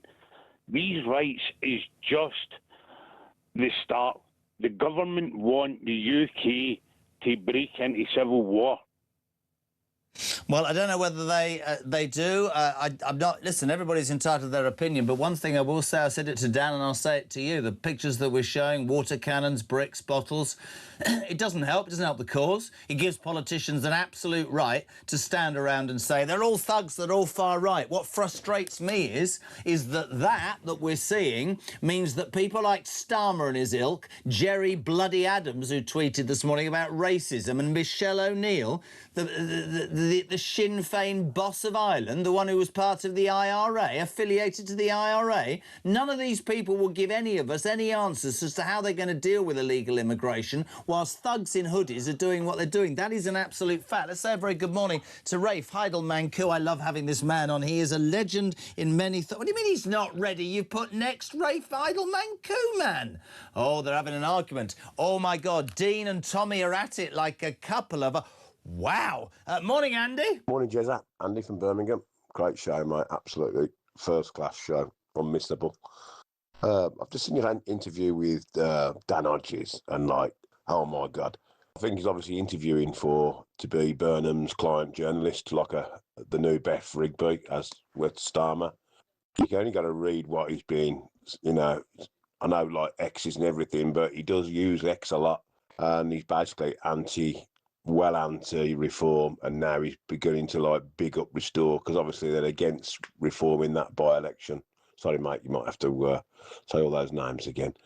But, oh, my God, it's so plain to see. It's unreal. Also, yeah, listen, I will say this about Dan. Dan has been supremely critical of Starmer and the Labour government and has been behind attempts to face the truth about Mandelson. Everybody's entitled to an opinion. I'm really happy with that, but I get your point. You know the bloke who... This is ridiculous now. You know the bloke who I called Bob House, who texted from Australia, and I said that if he was a priest, he could have been Bob Monkhouse. Thank you, Pete. What if he'd been crazy? Would it have been Bob Nuthouse? Listen, I've more important things to deal with, please. Is he ready now? Right, have we stopped having a bitch? Rafe Heidelman Koo, a very good morning, sir. Welcome to Talk Breakfast. How are you? Good morning, Jeremy.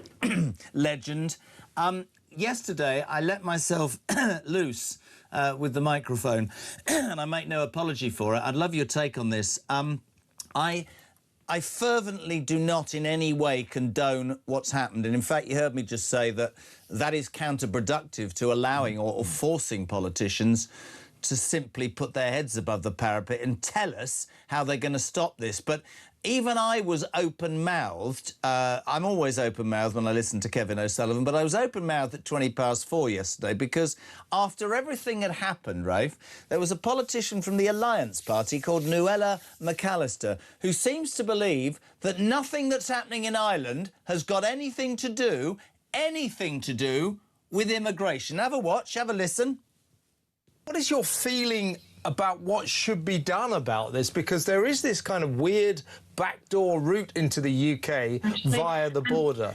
I have to interrupt you there because I actually don't believe that the trigger for this has been the migrant crisis. I think the trigger for this is people using it. You think they just did it for no reason whatsoever? You think they rioted last night for no reason? I think the people are using this as an Nuala, they didn't riot for no reason. They are using this as an opportunity. Well, hang on, Nuala, they did not riot for no reason. There have been plenty of people who've come on. So why did they riot? Why did they take to the streets last night? There have been plenty of. Why did they? Can you answer that question? Why did they take to the streets last night then? They took to the streets last night because they were thugs who wanted to engage in violence. What about the peaceful protesters? There were peaceful protesters all over Northern Ireland as well. People have a perfectly right. They have a right, as they always should, to protest. But people do not have a right to illegally protest. But there is always going to be a difference of opinion when it does come to whether it's a legal migrant or an illegal migrant, whether it's a person who has come here to seek refuge or whether it's someone who's come here to work. Rafe, help me out, because it's in the end I end up sitting in a room shouting at myself. Why are people like her still using the word refugee? This was an unvetted, evil, violent thug who thought it's OK where he comes from to try and hack somebody's head off in broad, bloody daylight. That is a failed immigration system putting British people in danger, isn't it? That's exactly what it is. And the reason you're seeing this frustration boil out, and yes, we obviously all condemn the acts of violence that we've seen. Violence is never the solution to any of this. But the reason we're seeing this, it's pure frustration. And after year after year after year, the warning signs have all been there. Britain is at boiling point, and they see idiots like that woman and others representing them politically still unable and unwilling to accept the reality which everybody else can see. And when your elites refuse to do what needs to be done, unfortunately, some people take things into their own hands. And this is just the beginning. You know, Belfast is basically, Ireland, you see, the thing about Ireland is that Ireland for so long had to struggle for its independence, fight for its identity. And so it knows being eroded before. They struggled against the British and the Hungarians. The migration because they know what it's like to lose their identity. They were under the jackboot of the communists. We in this country, in England, in the mainland, we've never actually experienced any of that. So we've been too slow. That's why you see in the south, in the Republic of Ireland and in the north of Ireland, they've been much more vocal, much more assertive about rejecting migration. But now you're seeing this also happening in the mainland, in Great Britain as well. And it's because people are tired of the gaslighting. Every single time you get one of these situations, be it Henry Novak, be it this time, the immediate reaction of our media class and our political class is deflection, is to gaslight, to blame Nigel Farage, to blame Rupert Lowe, to blame the far right, where of course we know what the trigger was. It wasn't the far right, it was our immigration policy. And I think one of the reasons they're unwilling to actually name this is because they know that they are the ones that are guilty. It's our political class and our media class who have blood on their hands for continually trying to suppress anyone who wants to call out the disastrous policies of immigration, and they have essentially enabled all of this stuff happening. I couldn't agree more. Let's not forget, of course, there were riots in Dublin last year after a little girl was stabbed by an Afghan, all tarnished as right-wing. They're going to keep doing it. And the problem is, you know, I get, right, I don't even know what those pictures are. Oh, there's peace. Right, there you are. there are peaceful people walking day 2 of the order, and they're being done by water cannons. I don't condone any of the thuggery. I don't consider any of it helps the cause. But unfortunately, we will have, as you quite rightly put, gaslighting again and again, because they either... Well, people say to me they cannot sort immigration. I don't think they want to sort immigration. I have a very cynical view of why successive governments have flooded this country, be it to... I don't even know. They came out with excuses, didn't they, Rafe, in the past about fruit pickers, hospital porters. We need people. We'll get 2 million of the lazy buggers who haven't actually got anxiety and depression off the dole and make them do it in return for what we're paying, and close your borders. But it's that whole sort of human rights. I mean, the look on Hilary Benn's face, I think it was yesterday or the day before, when somebody said... Jim McAllister, brilliant MP from Ulster, he said it's an alien culture. And he went, what do you mean an alien culture? And Richard Tice shouted out, beheading. That's not a civilised thing, is it? By the way, just to get me completely going, Michelle O'Neill, did you see her yesterday? No, I didn't see her. First Minister of Ireland from Sinn Féin, who were affiliated and supported the IRA, who blew people up in the streets. This was her yesterday. This is what she thinks of it. People were concerned, people were worried for safety, all very understandable emotions. But what we saw spill onto our streets since Monday night has been nothing short of thuggery. What we saw has been nothing short of racism. We saw youths taken to the streets, young men masked, attacking families, burning them out of their homes, attacking public property, attacking businesses. All we've seen is criminality on our streets, and a real I think a real attempt to underline racism in our society, which I do not believe is widespread. I hate and abhor all racism, Rafe, but criminality on the streets, has people forgotten what the IRA did then, or am I missing the point there? Yeah, the sheer audacity of someone from Sinn Féin to actually get out the nerve to say something like that. And of course, there is going to be a huge backlash now against Sinn Féin, because the nationalists who want to have a united Ireland do not want to see this sort of an island develop in this country. And so, ironically, Sinn Féin could be the own sort of master of their own downfall, thanks to embracing these sort of crazy far-left policies. It's the same thing with the young new mayor of Belfast. This young lady who's the new mayor of Belfast just the other day was celebrating diversity as a great strength. Well, people can see the results of diversity now on the streets. And what you're seeing in Belfast is coming to the mainland. And it's interesting that it happened in Belfast because, you know, we often talk about civil war coming to this country. I think civil war, people think of things like the American Civil War, the English Civil War. That's not what's happening. We're going to see Northern Ireland sectarianism on the British mainland. So what you're seeing now in Belfast is coming to our shores here in England. Now, how do you answer the... I'm with you, 1,000,000%, you know that, we're friends. How do you answer the people that will listen to what you've just said, as they did with Farage, as they did with Tice, as they'll no doubt do with anybody on there? I was slaughtered yesterday for daring to say this will happen if you bring people into this country who don't have your values, your morals, your language, and will not abide by your laws. People will look at what you've just said, it's coming to the mainland, and they'll say, that Ray Heidelman, he's inciting that. By talking about it, he's inciting it. What's your answer to that, Rafe? Wake up. The time for being scared about how people are going to react to what you're saying is over. We are facing an existential crisis in this country. I can't put it more bluntly than that.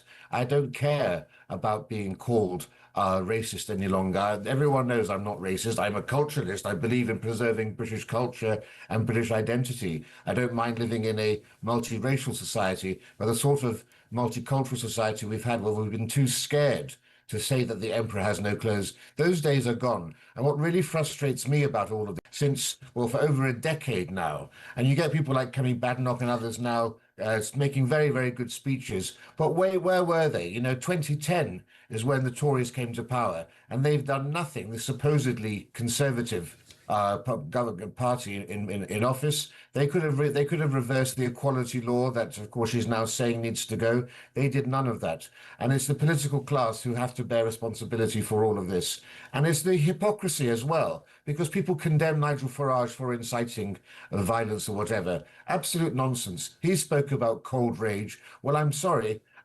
David Lammy spoke about righteous anger when we had the death of George Floyd, We had. Can I jump in Fury there said- about George Floyd? Because I know you'll agree with me. Yeah. Starmer talked about fury. David Lammy talked about uncontrolled anger. We had a minute's bloody silence in the House of Commons and the House of Lords. The whole world seemingly took the knee. Nothing so far for Henry Novak. Nothing at all. It's so hypocritical. And my real point, and I'm glad that you've brought it up, when Nigel Farage stood up and said that, my initial reaction was that he was absolutely the pulse of what this country was thinking he was talking about. And that's what I want my politicians to do. I don't want to be gaslit. I don't want excuses made. I don't want to be told that I'm some far-right thug. If I think it's abnormal, which it is, by the way, for a man to behead somebody else who's come here illegally, why the hell can't I stand and say that? And I have to listen to these lefties tell me, well, he's come from a war-torn country. Well, stay in France, mate, or the other 6 countries you've come through. I can't do it. It drives me insane, Rafe. Yeah, Nigel was giving voice to the feelings of the nation, couched in real terms, not dealing with the politically correct sort of newspeak that we get today from too many politicians. And they say things like, don't politicise this. I'm sorry, David Lammy et al. Were the first ones to politicise the death of George Floyd. And here's the difference. When you got the rioters coming out for BLM, the shopping rioters who were actually going and trying on Nike shoes, they were so distraught about the death of George Floyd. What happened with British politicians? They were all saying, well, we understand your anger. We know why you're doing this. Please don't be violent, but we need to understand what's making you do that. They never do that when it's white people. When Southport's rioters took to the streets and peaceful people protested, here again in Belfast, suddenly they forget about this need to understand why these things are happening. Instead, they're all dismissed as far-right thugs. Once again, you can see two-tier Britain in full evidence here, and it stinks to high heaven. Just before you go, and we love having you on, immigration, this morning when I read this, I just thought I literally am going to have to go and live on an island somewhere. Immigration officers, we found out today, have been warned that wearing England badges could be seen as intimidating to detainees. So here's the thing, right? You break into this country illegally, you stood in front of an immigration official who's trying to find out whether you've any damn right to be here, and apparently if you've got the Union Jack on your shirt or a badge or whatever, that's going to make that person feel uncomfortable. This gets to the crux of the whole issue of what's wrong with this country. You know, we are so afraid of causing offence. We are so embarrassed by our own culture and our own history. Then you people are surprised that people aren't assimilated. Is there actually for anybody to buy into Britain or to respect this country when we don't respect ourselves, when we're constantly wearing horsehair shirts and navel-gazing and apologising for everything else? You know, countries like China and Russia are laughing at us because mature countries are strong and self-confident. And when Britain and the West were at their strongest and dominated the world, it's because we knew who we were self-confident, and we were proud.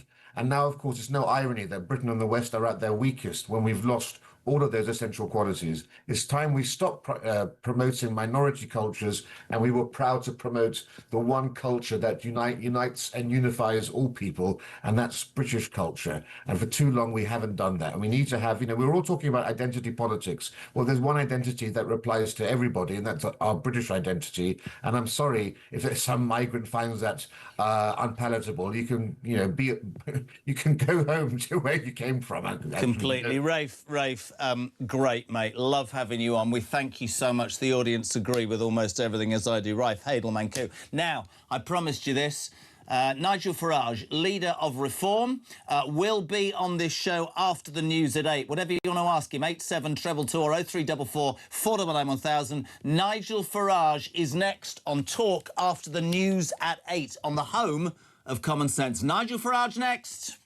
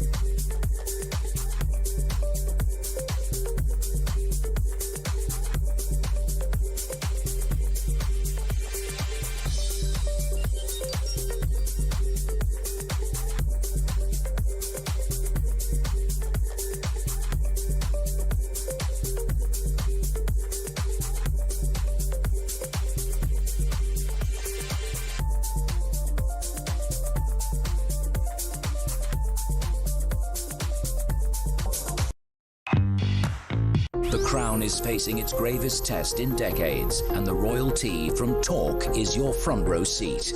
With royal reputations under pressure and probing questions about public trust, we unpack every twist and revelation with the biggest names in the business. From the throne room at Buckingham Palace to a mansion in Montecito, we follow every royal ripple.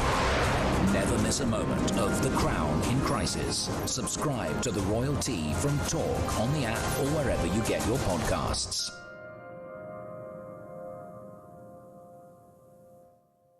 Across the UK, on DAB+, on your smart speaker, on your smart TV, and on your side. This is Talk.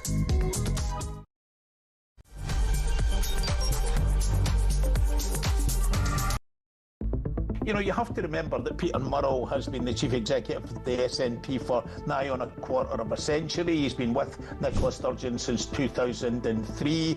She said that she didn't have access to his personal records. They had separate bank accounts, so we can take, well, what you want from all of that. The list that you gave is unbelievable. 124,000 in a camper van, Fortnum and Mason's picnic hampers, a couple of lawnmowers, one for 2,000 quid, 3 Davic Savile umbrellas, £970. The list goes.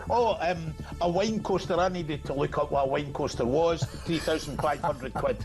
So the list goes on. When you're talking about crimes as vicious as rape, serial murder, really depraved crimes, it's quite clear to me that the usual considerations around whether you should be lenient because of this context, whether or not there should be more room for rehabilitation in that context, just don't apply. From the simple commonsensical basis that if someone is capable of doing that, they're a threat to society. But this is the thing, I don't want to take that risk. If these kids genuinely, you know, and they are kids, everyone involved's a kid. I mean, it's just an absolute travesty. If they don't know that all of these things are wrong, then by definition, we need them off the street. So there's now a label for children who skip school. You know, parents can't sort it out. In the old days, I used to think that skipping school was against the law. You know, and parents used to be taken to court. Well, no longer anymore. They found a label now, Ian, which allows them to sit at home. Again, I keep saying, on tablets, wasting their time. Wow. Universities. Let's get everyone going to university. Well, I think a fundamental job of education is to prepare children for the society they're going to live in a positive way, i.e. prepare them for a job. You've got the welfare state, I've already said, wonderful thing, isn't it? But a safety net, not a way of life. Henry Novak's last words were, "I can't breathe," as he was handcuffed, having been stabbed not only in the front but in the back as well, Okay, he stabbed him in the chest twice, stabbed him in the face once, stabbed him in the back of the leg twice. I mean, what an attack. Let's wait and see what sentence this vile piece of garbage gets. Of course, none of it of which will bring back dear Henry. May his soul rest in peace. It's just so shocking, Pete, I mean, this is... We're so used to criticising the police for mistakes. This is the worst one I've ever come across. But it's where you've got with this woke, fluffy, liberal, progressive nonsense. Across the UK, on DAB+, on your smart speaker, on your smart TV, and on your side. This is Talk.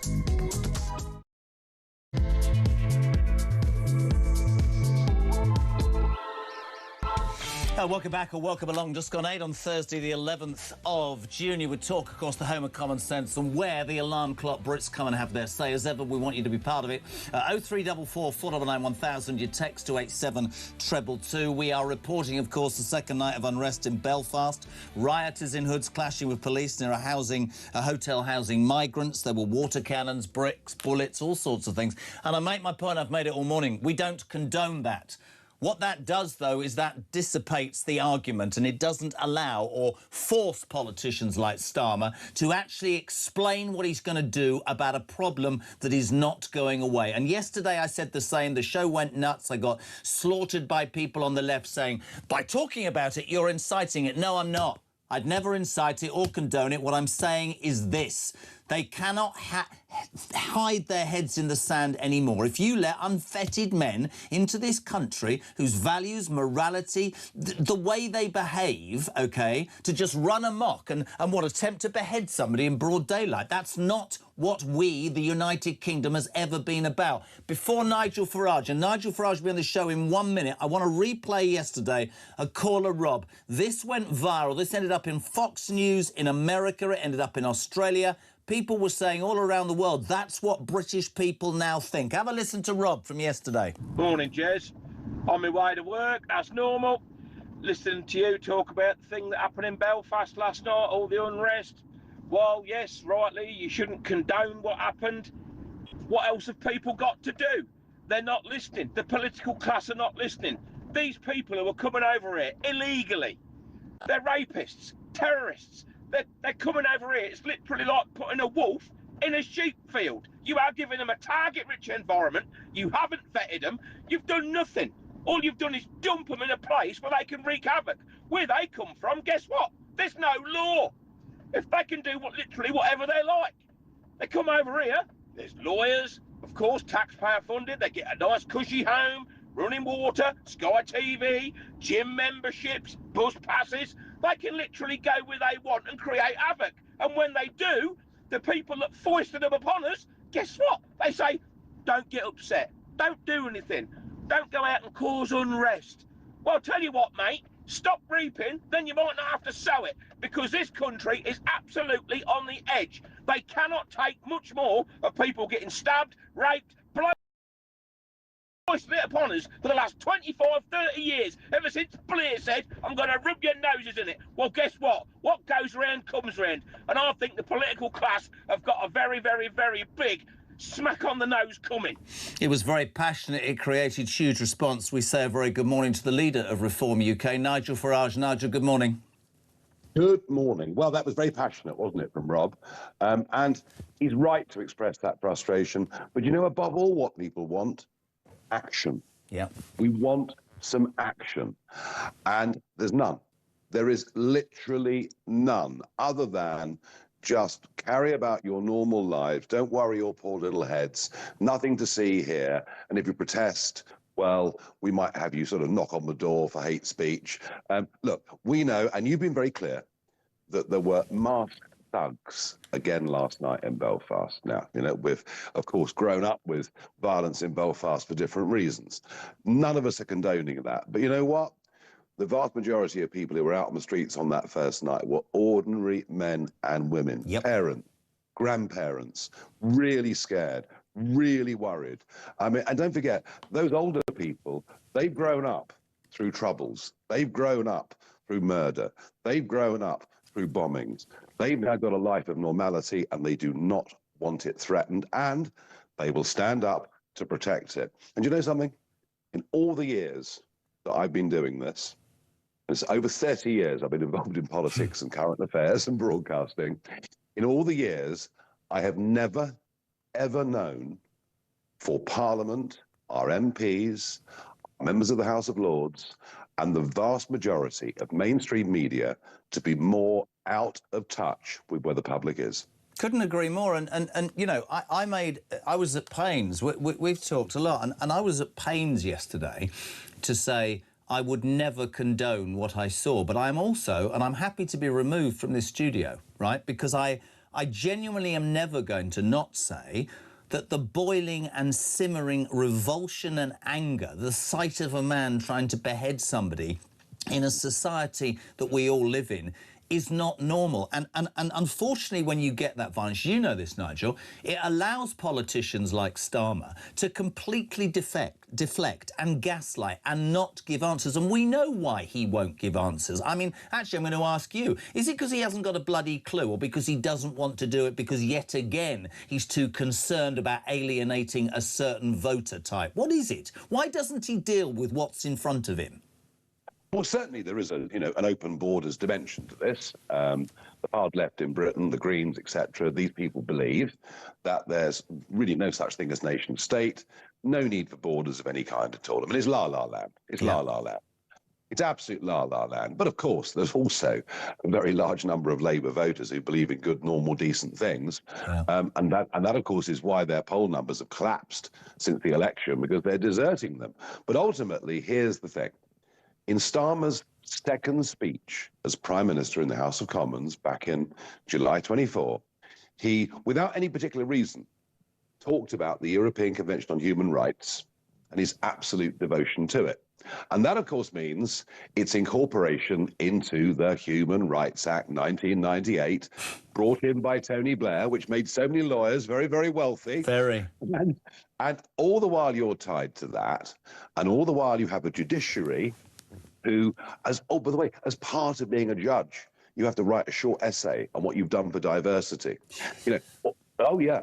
All the while this stuff is deeply embedded, we will never be able to act and deal with it. And of course, he also fears that if we did, we'd get international condemnation.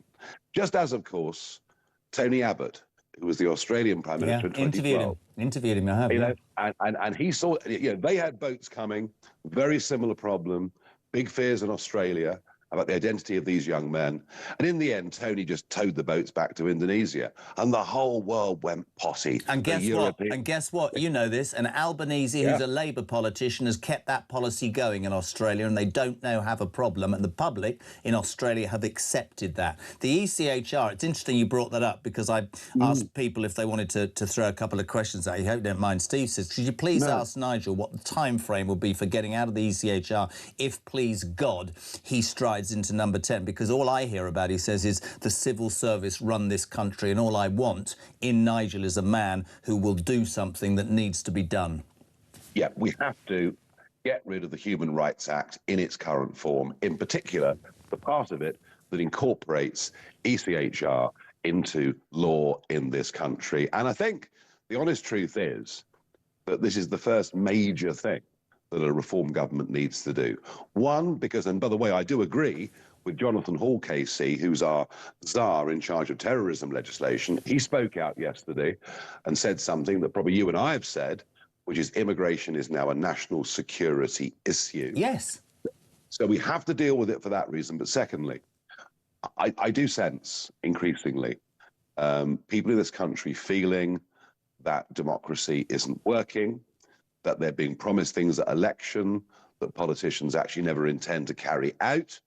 And so the reason we have to do this as quickly as we can, within weeks of winning an election, is we've got to restore some faith and trust that democracy works. Because you see, if democracy doesn't work, then you are left with civil disorder. That is the point. And here's a question that I wanted to ask you, because we talked last week after you were... and I nailed it. I'll criticise anybody, but I thought you stood up and you spoke for the nation when you talked about Henry Novak. You were absolutely ridiculed and jeered in the House of Commons. And you talk about faith in politics, right? Look at Epping last year. Mothers terrified for their teenage daughters because the Bell Hotel's right next to a secondary school and 2 illegal migrants have attacked 2 young girls, right? Went to their local council, and I saluted Epping Forest Council. They went to court and said, we're going to close it. The government went to court and basically said, we're sort of preferring the views of migrants over our own indigenous population. That's why people have lost faith in British politicians, because, and I've said it to you before privately, every single day, all I hear from alarm clock Brits is, you know what, Nigel, I go to work, I pay my taxes, I live within the confines of the law, I might have a few quid at the end of the week for a pint, and I might be lucky to get away to Centre Parks with my 2 kids, but I look and I see people who come here illegally who have their backsides wiped, and it's not fair. Fair. That's the word. That is the word. One of the great qualities of this country through the centuries has always been a sense of British fairness.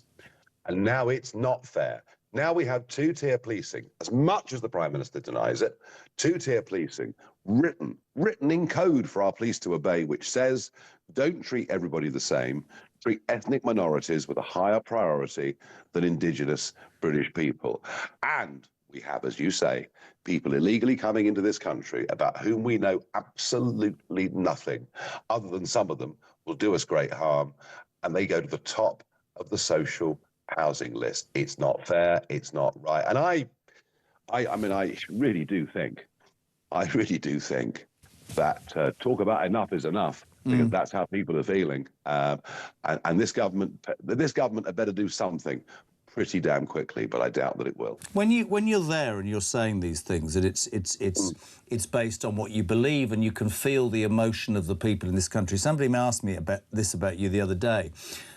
When you get castigated, I got it yesterday. You're a right-wing fascist. You're a this. You're a that. No, I'm not. No, I'm not. I believe in the right things. I was brought up a Tory, as I'm sure you were. Low taxation, strong borders, a strong military, no law and no problems of law and order, because the copper was on the street and would drag you back home to your mam if you dared to nick a sweet from Woolies or whatever. None of that's around anymore. None of it. And I don't care. They can say what they want, but the misjudgment, I think, Nigel, of so many politicians now is that they don't actually sense what the silent majority think and want. Because they don't come from a silent majority. Yeah. You have a look at the backgrounds of most members of Parliament, and what you'd like to see are some people who've done well in the trade union, people who've done well founding a charity, people who've been in the military, people who've been successful in business, people who've been senior lawyers. What you'd like is a mixture of people that represents a broad range of society. You have a look at these Labour MPs, you have a look at their backgrounds, it's nearly all public sector, think tanks, charity sector. It's coming from such a narrow segment of society. How many people in the House of Commons come from what we would call working class backgrounds? It's less than 5%. Yeah. How many people in the House of Commons have ever set up their own business or acted as a sole trader? Well, the answer is almost no one. So we don't have a representative political class. We have a cowardly career political class who don't like online nastiness and criticism. And to answer your question, how do I feel when I'm surrounded by 600 of them screaming blue murder at me? I couldn't give a damn.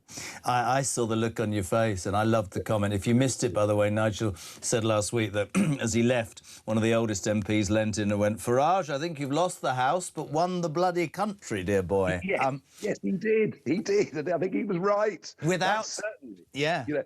I mean, I've been out and about, and we're not allowed to discuss by-elections, I'm sure, but I've been out and about meeting people. Yeah. I met a few hundred people yesterday on their doorsteps, chatting to them, and I genuinely think I'm more in touch with where people are and how they feel than 600 members of Parliament. Final question for you. I'm going to love this. Have you got your Union Jack badge on today?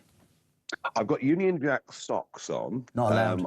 Not allowed, Farage. No, listen. No, you're not allowed. Can I just tell you, this nearly sent me literally over the edge this morning. Immigration officers have been warned by the government that wearing England badges anywhere on their attire was going to be intimidating to a detainee. So let me just tell you this. If you break into this country, Nigel, please, if you become Prime Minister, do something like this, and you're standing there trying to justify why you've broken in illegally, if a Border Force official's daring to have anything to do with the Union Jack on his being, that's being unfair to the illegal migrant. I give up. Well, you can't invent it. But I promise you, next Wednesday evening at 9 o'clock, when we kick off in our first game, I will have my Protestant George waistcoat on. Don't worry. Good man. Listen, great to have you on, my friend. I know you're busy campaigning and stuff, but we appreciate the time very much on talk. Thank you. So good. Nigel Farage, leader of Reform UK. Your response to that will come 0344 499 1000. Text to 87222. Jamie, good morning. Morning, Jez. Jamie from Benfleet. Great show. Now, whilst I agree that violence is never the answer, it often forces the answer from the people that can give it to you. Where do they expect the people to go? We've had successive governments for the last 20 years have promised to sort it out. This goes back to Blair's times. You know, we handed them their sandwiches in a roadmap because Cameron said he'd sort out legal migration. Then he said we couldn't do it because of the Lib Dem coalition, so we gave him a mandate to do it on his own. Then we got Brexit in 2016. We said, look, we're done. We don't want any more, at that time, legal and illegal immigration. Then Theresa May comes along after Brexit. We gave her a mandate to get it done. They didn't. We gave Boris Johnson a mandate to get it done. He didn't. We even gave Labour a mandate, not me personally, but plenty of people did 2 years ago, fell for their propaganda that they'd sort it out. Where are you supposed to go when nobody listens and the problem gets worse and worse and worse? And every day we're turning the news on and hearing about another scandal involving illegal migration. I don't understand what else people are supposed to do. We've tried protesting, we've tried voting successive governments in, nothing has worked.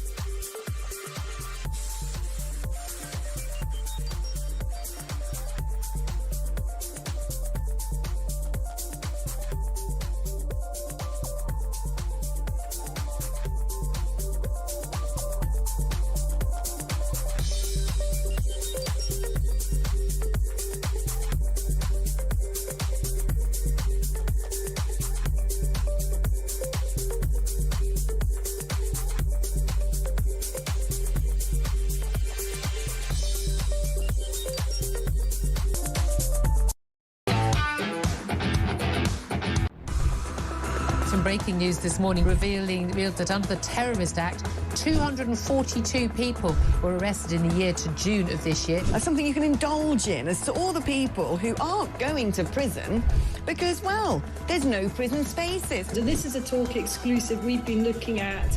I said, you take these cuffs off me and speak to me like a human being rather than a common criminal. You're just left wondering, do these people who lead us actually hate Britain? Yeah. Do they not love our country and everything that we've stood for? Across the UK, on DAB+, on your smart speaker, on your smart TV, and on your side. This is Talk. Welcome back, 8:21. Thank you to Nigel Farage. Thank you for your response. John in Sutton, we love him. I pray he will be the next Prime Minister. He speaks for millions of Brits. Jay, Nigel, we need you. We need to deal with this immigration problem. Adi, thank you very much, Steve, for putting Nigel on. Very interesting to hear. He is our last hope, in my opinion. Can I just stop the action there at 8:22? Yesterday we were talking some terrible things and poor Oliver couldn't get a mention, but he sat in the car outside school. Oliver William Robin Kyle, a legend who's a YouTuber, apparently, already at the age of 6. He's going to school. Love you, boy. Love you, Rissy. And Mrs K will be going, thank God you've done that. Now I can get out of the damn car and get on with my day. 0344 499 1000. Text to 87222. Of course, the only story in town. Second night of unrest in Belfast. Water cannons, bricks, bottles. All reaction, I guess, to the horrendous scenes of 2 nights before, where Stephen Ogilvie was attacked by a 30-year-old Sudanese immigrant who thought it was OK in broad daylight to try and behead this man. I will say this, nobody, Nigel made the point, I've made the point for 2 days, nobody can condone those violent scenes, and in fact, they're counterproductive. They're counterproductive because what they do is they allow politicians like Starmer to hide behind and say, I don't like violence. None of us do, Starmer, but you need to look at the root cause. You want honesty on this station? You've had Nigel Farage, now you've got the best author and columnist. Where will her cat be? A very good morning to Sarah Vine. Good morning. How are you? Where's Cersei? I don't know, actually. We've moved house, so she's probably somewhere else. I don't know. She's around. You've moved house? Yes. Don't remember. I got chucked out of my rental because of Labour's Renters' Rights Act. God, really? 21. Yeah, so I've moved to another rental. Oh, bless you. Well, it's lovely to have you on. We always appreciate it. What was your response to Nigel Farage just then on the show, Sarah? I thought he was very good. He is very good. I mean, you got to hand it to Nigel. He's been doing this for a very long time. And it is, all the things that he's been saying have, come to fruition. The difficulty is that, as you said earlier on, the so-called right, I don't think it is actually the right. I think it's the sensible wing of politics, is now very split. You got Restore, who are on the rise. You've got Nigel, and you've got the Tories, and all that does is it means that it's much more likely that we end up with another, half-baked Labour government. It's interesting this because I've had those conversations privately, and I believe that no party right now is going to say this might happen or this could happen because they're fighting their own corner. I have very strong beliefs that in the British people, actually, and I think they'll do, please God, the right thing. Obviously, always great to have you on. Second night of unrest in Belfast. You heard me talking about it there. Nobody condones the violence, but I was at pains yesterday, and I'll repeat it today, that I do understand the simmering, boiling revulsion and anger millions in this country feel. And because it seems our politicians will do nothing but stand up and say, well, this is wrong, without giving, you know, reasons or plans on how they're going to make this better, my fear is that this isn't going to go away. And I absolutely refute that a politician that stands up and talks about it, or a radio or television station that does, is inciting it. That's our job, isn't it, Sarah? Completely our job. And actually, I reject the accusation that the mainstream media has not been talking about it. On the Daily Mail, we talk about it literally on a daily basis. No, but I will say, that, of course, I heard Dan on...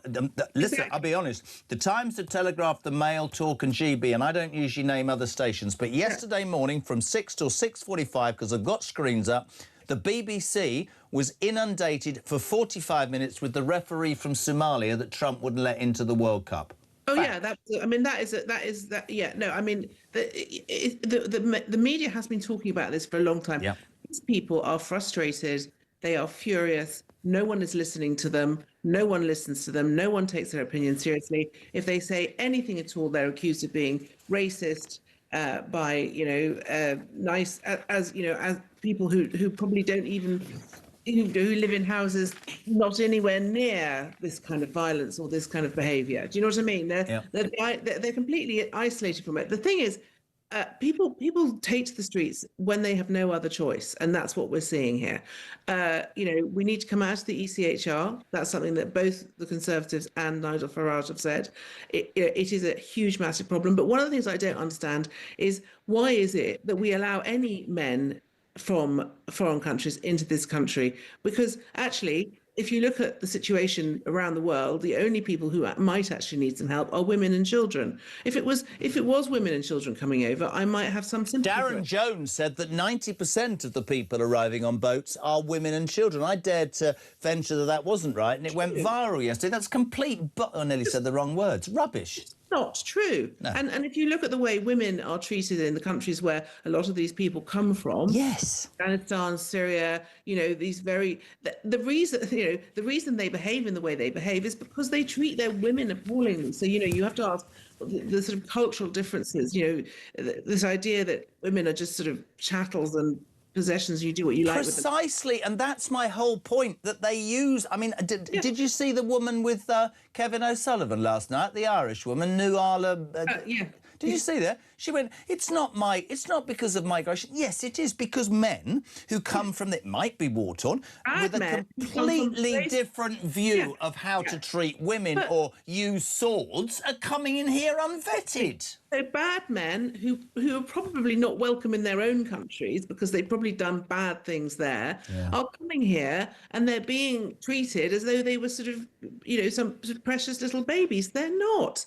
A lot of the people who are coming because they can't stay where they're not coming because they're refugees. They're not fleeing oppression. If it was, it's the women who would be fleeing oppression. It's the women of Afghanistan who can't go to school, can't work, can't do anything, can't leave the house. I can understand them coming, but they're not the ones coming. The ones coming are the ones who are mistreating them. Well, I've always said the one thing that there's two things about, say, take that Sudanese piece of crap, for example, right? One, if I was living in I know I've repeated this, by the way, lovely for viewers. If I was leaving a war-torn country because there were bombs on my head, I'd bring my wife and kids with me. That'd be the first thing I'd do. And secondly, Sarah Vine, when I got to one of the 7 countries I have to go through from Sudan to get to Britain, none of which are at war, I'd go, oh my God, this is fantastic. But no, they come here because we're as soft as anything and we give more than anybody else. To my next point, which is the problem, one of the big problems is that we simply don't punish this behaviour properly. So if you look at someone like, Valdo Colacaine, he's in a sort of, a nice rehabilitation mental facility. These people, if they're not British nationals, which a lot of them are not, they should just be deported straight away. Well, you know when politicians say they can't be, I've never understood that. Why is that? Well, they because of the ECHR. So you need to come out of the ECHR. Yeah. But that is something that we've been talking about for years, and no one has had the courage to do it. But the thing is, the police are. Let's look at the Henry Nowak case. This is absolutely classic. The police and other institutions are so infected with the woke virus. They've been so indoctrinated to say, these people are actually, they're terrible victims. And they cannot. It's so inculcated in them. So we have to rewire that whole culture within our institutions, and we need people to apply common sense to situations, not to just, basically. It is prejudice. It's sort of it's the wrong way round, but it's a form of kind of. I've been told that all immigrants are good, therefore that means anyone who is in a situation of conflict with an immigrant is inherently bad, and that's what's happened, and that's happened over a long period of time. Yeah. And what you're seeing now, and Nigel said it, and other people have said it on your show, is people have been watching this happen, and they've been biting their tongues, and they've been biding their times on the assumption that politicians will sort it out. Well, I also think that I think you're absolutely right, but I think the issue about why the silent majority have found their voice, because you're right, this has been going on for years and years and years, but suddenly. Not COVID, actually, but cost of living crisis. Your energy bills 3 times, your food 3 times. You can't find a copy, you can't go to a doctor, all the stuff that the left laugh at me about. But when you suddenly go, and Nigel used the word, you've used it, it's just bloody unfair if you're living your life perfectly within the law and you're struggling, and some person comes in and gets treated better, and that's not fair, is it? Well, it's because the authorities always go after the people who are easy to go after. So, they won't go after the guy who's delivering drugs on a scooter traveling at 40 miles an hour in a bus lane, but they'll go over the school run mum who goes a mile over the 20-mile-an-hour limit. That's what they'll go for, because they can get that person. They can't get the other person. It's too difficult, it's too complicated, it requires hard work. So you've got a situation where people who do the right thing, people who behave well, people who are broadly law-abiding are treated like second-class citizens, and everybody else gets away with blue murder because no one has got the guts to do anything about it. And that is why this country is in such a mess, because people are furious about that, because and they're right to be furious about it. But it's a perfect storm. It's not just what's happened in Belfast. It's not just Henry. It's everything. It's the constant weekly, monthly insults to people's integrity, to their morals, to their standards, to their culture that they're upset about. Couldn't agree more. There's 2 things, because I know we have to move and you have to move, but I'm going to give you I'm going to give you these for your podcast and your article. I bet you don't know the first one. We had Barnaby Webber, who was killed by Calicaine, one of the 3. His amazing mother. They'd finished the inquest or the inquiry last week. Calicaine's in that high security mental institution. It's earning £1,000 a month plus in benefits, Sarah Vine. I know. I can't, just can't. I know. I mean, that's something. I know, it's shocking. And perhaps this other one this morning, very quickly, immigration officers have been warned by the government that when an illegal migrant arrives in England, illegally, could I underline, and is detained, if you interview that person and you've got an English badge in any way on your person, that could be intimidating to the illegal migrant. I mean, that is just a word beginning with B, isn't it? I love you. I'm sorry we didn't see Cersei. I hope the new houses are out.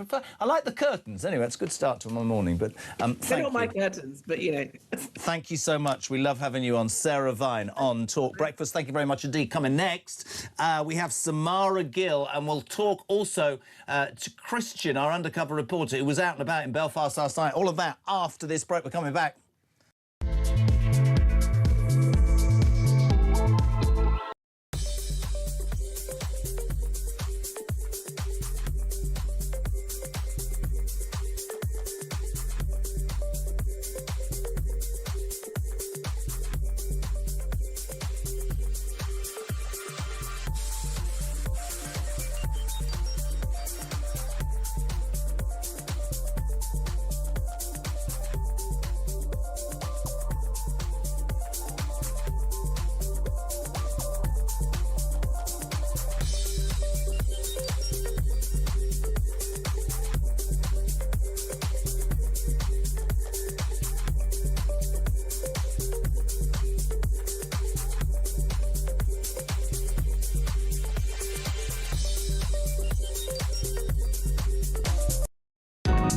across the UK. On DAB+, on your smart speaker, on your smart TV, and on your side. This is Talk. Welcome back, 25 to 9. We're live across the United Kingdom on the home of Common Sense. It's your views on the day's news that matter. Michael, good morning. Mike in Cheshire here. Successive governments have looked down their noses at us. They've sat on their high horses and held their nose at what the British public actually want. And they've ignored us time and time again. Completely ignored us, as if we're insignificant. Well, what do you think happens when people feel that way, that they're being left behind, that no one's listening to them? Will it take a march on London by 1 million people to physically throw all these politicians out of Parliament and start again? Because that's the way it's going to happen. It's going to lead to that if they don't start listening to what the public wants. Anyway, have a good morning. Well, we're not having too good a morning. Let's go quickly to Christian Drogan from Watchman UK, who's been out and about amongst the chaos in Belfast. Christian, good morning. Morning, JK. Second night last night of unrest. More rioters in hoods clashing with the police near a hotel housing migrants, water cannons, bricks and whatever. I've made the point from the first moment yesterday and will continue to do so. I don't condone it because what happens is that rather negates the message, which is that none of our political leaders will tell us a plan to get rid of illegal migration. Just give me some idea of what you saw last night, pal, please. I mean, there were cars, there were vans, and even a house was, it was an unlived-in sort of bungalow, but yeah, it was boarded up, but it was set on fire, and yeah, it was blazing. The van was petrol bombed. It was rolled down the hill towards the police, and the water cannon was out, and it was all pretty crazy, to be honest, and it was highly dangerous. The sort of like people within the protest crowd, they were taking phones off people, and if you were caught filming, your phone was getting snatched off you and thrown in the fire. I saw that happen with my own eyes. It was quite a dangerous situation to be in, to be honest. Febrile. Yeah, but I have. What about the innocents? What about the people, the good people of Belfast who don't like what they naturally saw with that heathen the other day? How do they feel about these thugs? Yeah, so there are only a small amount of the big crowds who are actually causing that trouble. As much as it sort of it looks a spectacle, it doesn't take too many people to sort of throw a few rocks, knock a couple of walls down. You know, a handful of people out of a big crowd can do a lot of damage. So it's worth noting that a lot of the crowd was actually quite, it was just there peacefully.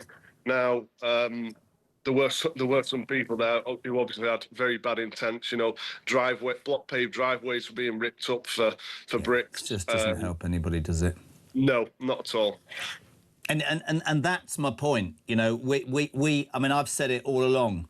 I'm not going to shy away from the fact that I understand the frustration, the boiling, simmering frustration, but I'm also not going to hide away from saying that, as Nigel said earlier, Sarah said, everybody with a brain cell said on this show, that actually it does nobody any damn favours for that to be the way we go forward. Listen, loads online from you, Christian, which is great. I've got a small clip I'd like to play. Have you got the clip, ladies and gentlemen? Let's just play this clip from Christian last night in Belfast. We are in the mix here. We are in the mix. We're getting water cannons, fanning the flames. Look at that. Smoke's blowing the smoke down. Watchman UK, more of that online. Christian Drogan, thank you so much. We really appreciate it. Keep us updated. He's done a great job. 22 minutes to 9 o'clock still to come this hour. Kinsey Schofield's in the United Kingdom. All things royal. 0344 499 1000. Jez, great show. I fear that a military coup is on the cards. Don't be ridiculous. Really? Easy way for Starmer to stop the rioting. Stop gaslighting us and call a bloody general election. Margaret in Birmingham. Dean and the team? You're getting a mention after 4 days? The man man that failed to get on Towie. Thanks for another great show. Yesterday's show should win an award. I've never... Actually, I did win Television Presenter of the Year for 6 years. Obviously, only on TV shows. Rob's voice note, the best ever. Karen's last week, brilliant. Forget the rest, talk is the best. That might be an idea for an advertising slogan, but we haven't got any budget. Graham's in Huddersfield. We need action from our government. Brian in Aberdeenshire. Great show, Jez, on a separate note. I think Blexley should be at the very top of the police force, and they would have to answer to him. A great example of a fair, proper, honest policing cop. Jez says, Francis, it's sad that Wayne Broadhurst seems to have been forgotten. He was walking his dog in Uxbridge when an Afghani stabbed him to death. Please mention him. Absolutely, I will. I'll also say a very good morning to Lady in Red.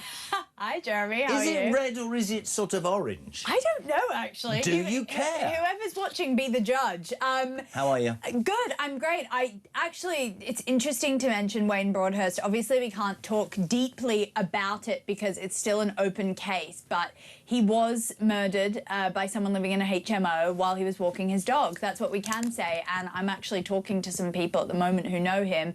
And once that case comes to a conclusion, we will have an exclusive on that channel with his wife. So you'll be hearing from that probably in a couple of months. I thought you were excellent. Yeah, that sounded really condescending. I thought you were excellent yesterday when we were talking about how, and Nigel touched upon it about an hour ago, about how we're being gaslit by a Prime Minister and a government that refuses to acknowledge. I mean, have you seen the clip with Kevin and Nuala? Have you seen this? No. Let's just play this again. It's such a great clip. There's a lady on Drive Time with Kev yesterday from the Alliance Party who said, and I quote, "Those riots are absolutely nothing to do with migration problems." Have a watch, have a listen.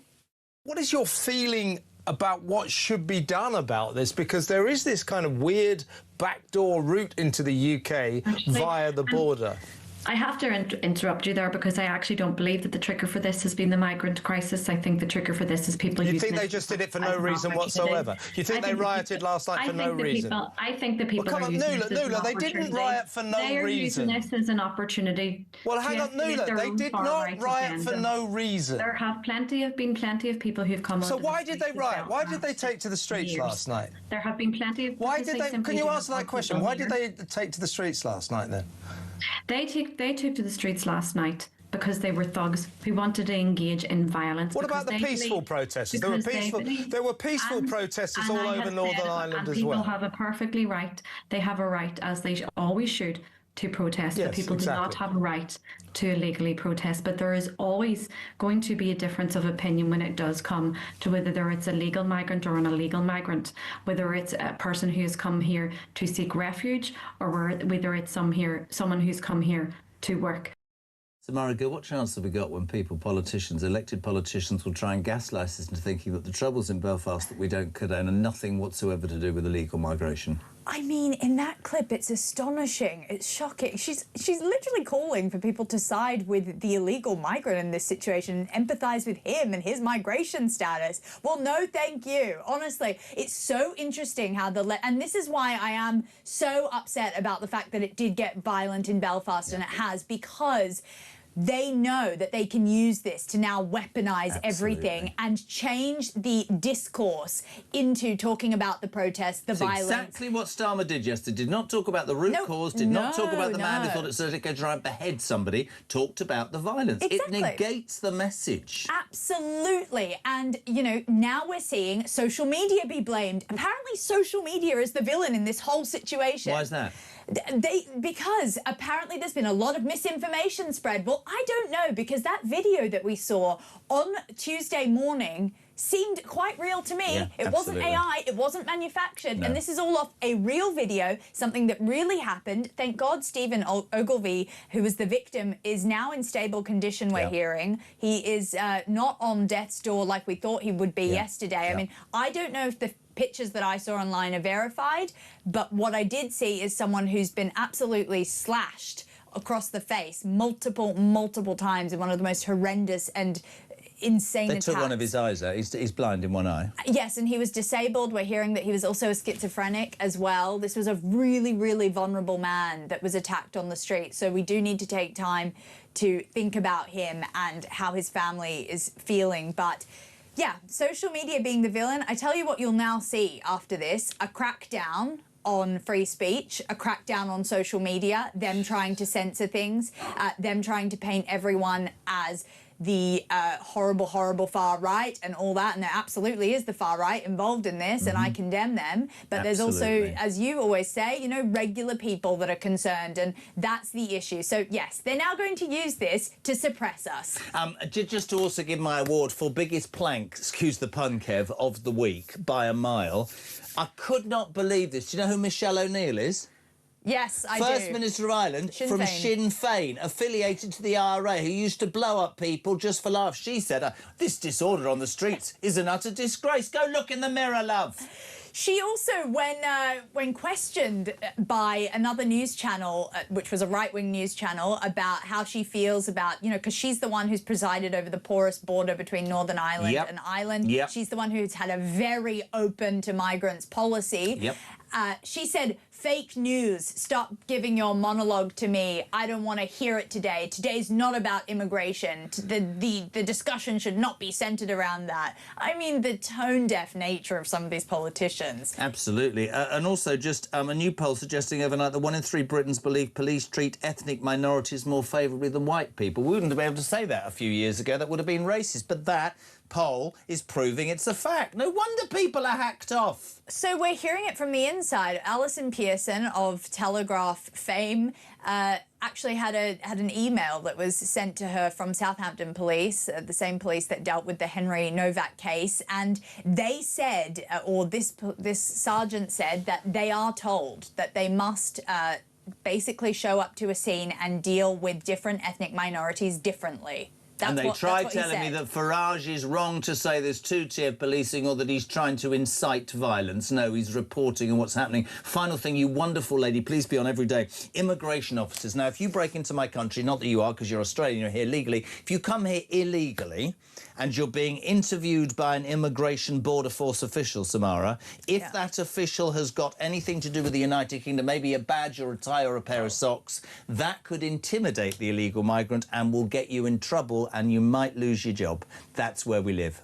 This story was ludicrous, wasn't it, JK? I mean, bloody hell. Yeah, it's this is what really enrages people. This crackdown on the small things. That's what then leads to much bigger issues. And the government needs to take a hard look at itself. We need to stop polarising the flag. We need to actually bring back a little bit of pride. And that's a good thing because everyone can then get under the banner of Britain First. I think Australia has done it quite well. And okay, JK. Carry on. Are you okay? Jeremy can't die. America, have you got a pin on? Are you intimidated by it? Look, the thing is, America actually does immigration really well as well. I know people will think that maybe I'm, but they know what they are. They have Team America. Australia does it well. Australia also has that. Get under Team Britain and you're fine to be here. We better go to break because Jeremy's about to cark it. Very much indeed. Mark's next.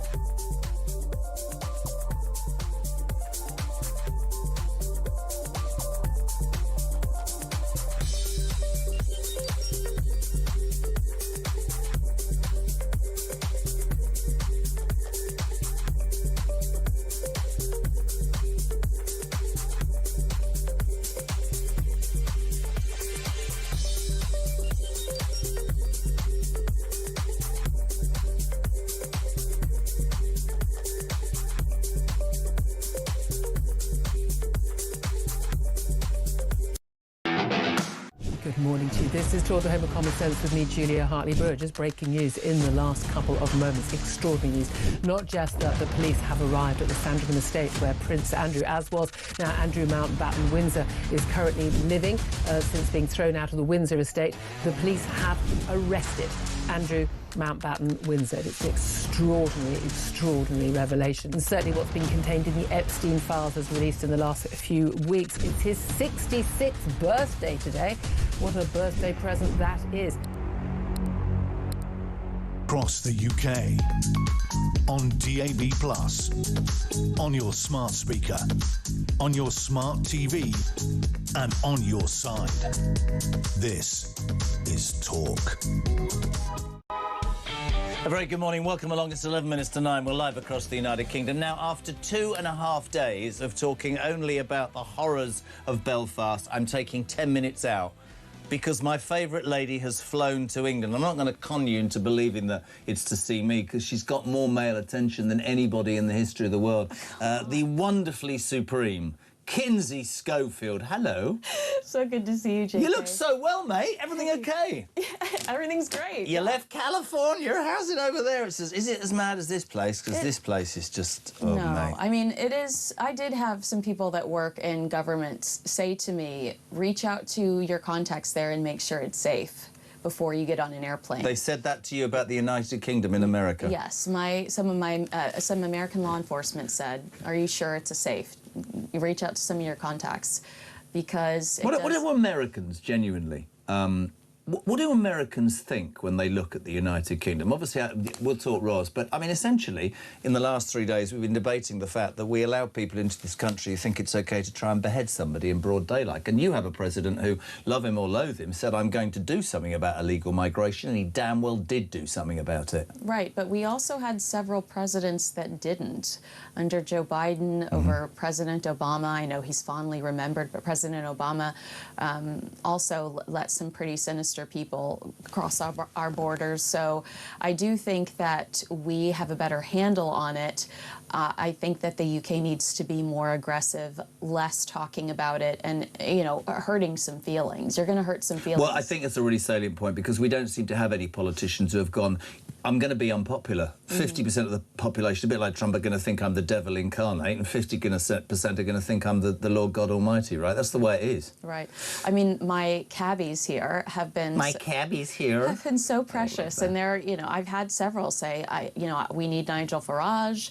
I've had several say, I don't know if Nigel Farage is the answer, but we just need an alternative. Has anybody said they need Jeremy Kyle at all to you in the cab? Oh, they all love Jeremy. I jumped in one the other day and they were listening to you, so yes, they love JK. I'm only making it up. They love JK. Talk to me about royal things, because I haven't spoken about royals for ages. I literally haven't.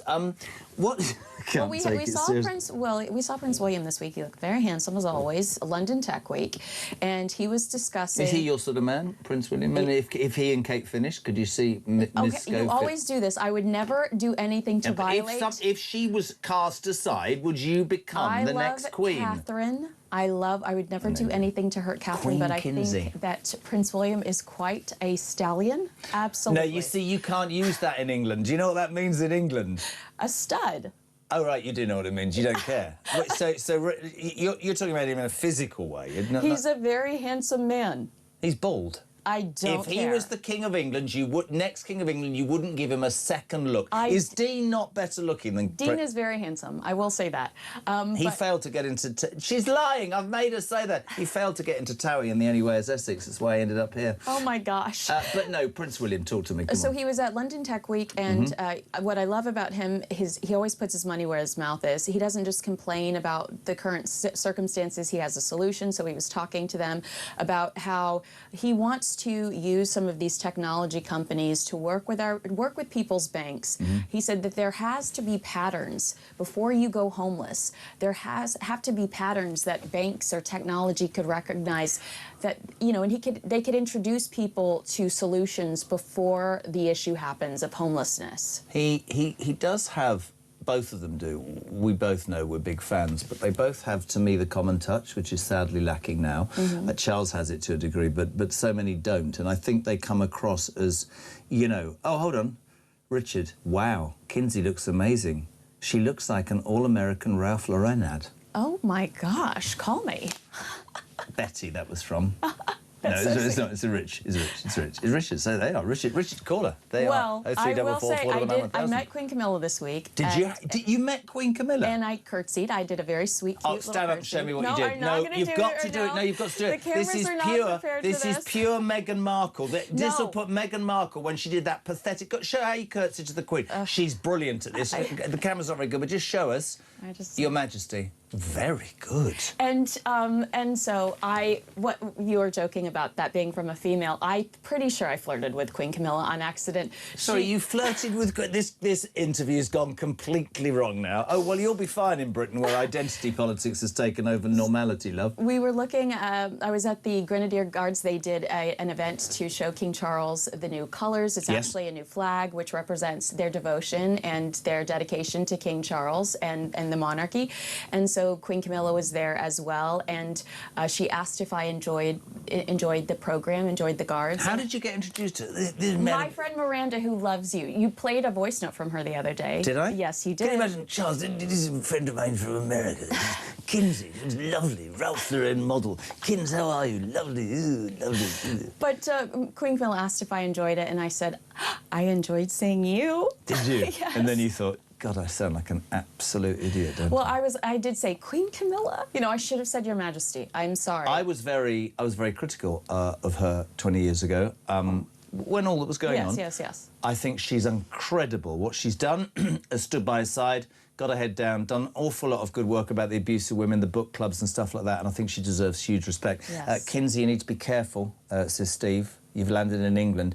You said we should be more aggressive. That could get you arrested by the police as you leave the building and be called a far-right racist thug. Don't get me... I had Sky News Australia ask me about Prime Minister Keir Starmer this morning, and they asked me about something that the Osbornes had said. And I said, truly, I'm uncomfortable saying anything critical of Keir Starmer because it's my understanding that he retaliates, and I'm currently in his country, and so I'd rather not go there. Well, listen, I don't mind if he retaliates. I think he's an absolute numpty and should be deselected quicker. He won't let me back in, or he won't let me out. No, don't worry. I'm in charge of that. You'll absolutely be fine. Don't worry about it.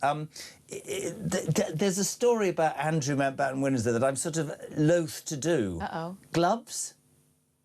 No. Flying gloves worn by Andrew Mountbatten. This is how crap his life is. Thoroughly deserved, by the way. There was an auction, and somebody put forward some gloves that he used to fly his plane in the Falklands War and fight for this country. It received no bids. Oof. That's not great. It's not great.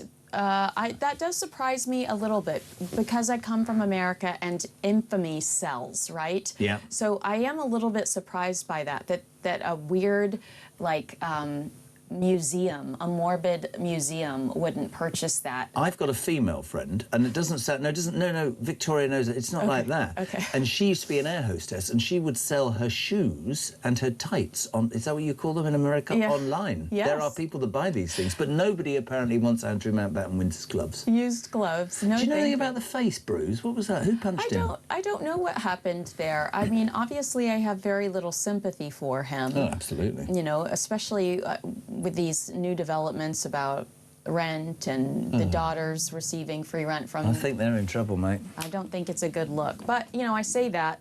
It's my understanding we're going to see the girls at Ascot. Did you see them at the wedding of... We saw them at the wedding. Peter Phillips and Harriet, the NHS nurse. Was that confected or was that natural? Because they were kissing William and right at the front. I think William loves his cousins. Do you? I think his cousins are making his job uncomfortable. Yeah. But I think he loves the little girls he grew up with. I talked to Darren McGrady, the Queen's chef, and Diana's chef, Princess Diana's chef, and the late Queen's chef, and he told me that there was like a Easter where little Prince William bit the head off of an Easter bunny, and the girls were so traumatized that he had to decapitation. He had to remake the head on the Easter bunny. You know, those are memories. You love your cousins. But I don't think you should ever. I don't think you should ever we should never forget that I think there's a core of steel inside that boy. I agree. I think he will do everything in his grandmother's memory to get the monarchy back to where he hopes it can be. Agree. I just don't think that he's a monster. I think that as a person, he loves his cousins. As a professional, they've made his life difficult, and he's going to distance himself professionally. So you're over here for how long? What are you doing? You're doing, obviously, Kinsey Schofield Unfiltered. You can find it on YouTube. Please subscribe right now with the button. But oh no, that's the wrong one. No? No, that's fine. That's great. Yeah. We love buttons. Never invites me on. I have to ask to be on the show. Come back and see me. I'm excited for Trooping the Colour this weekend. Yes. The King's Birthday Parade.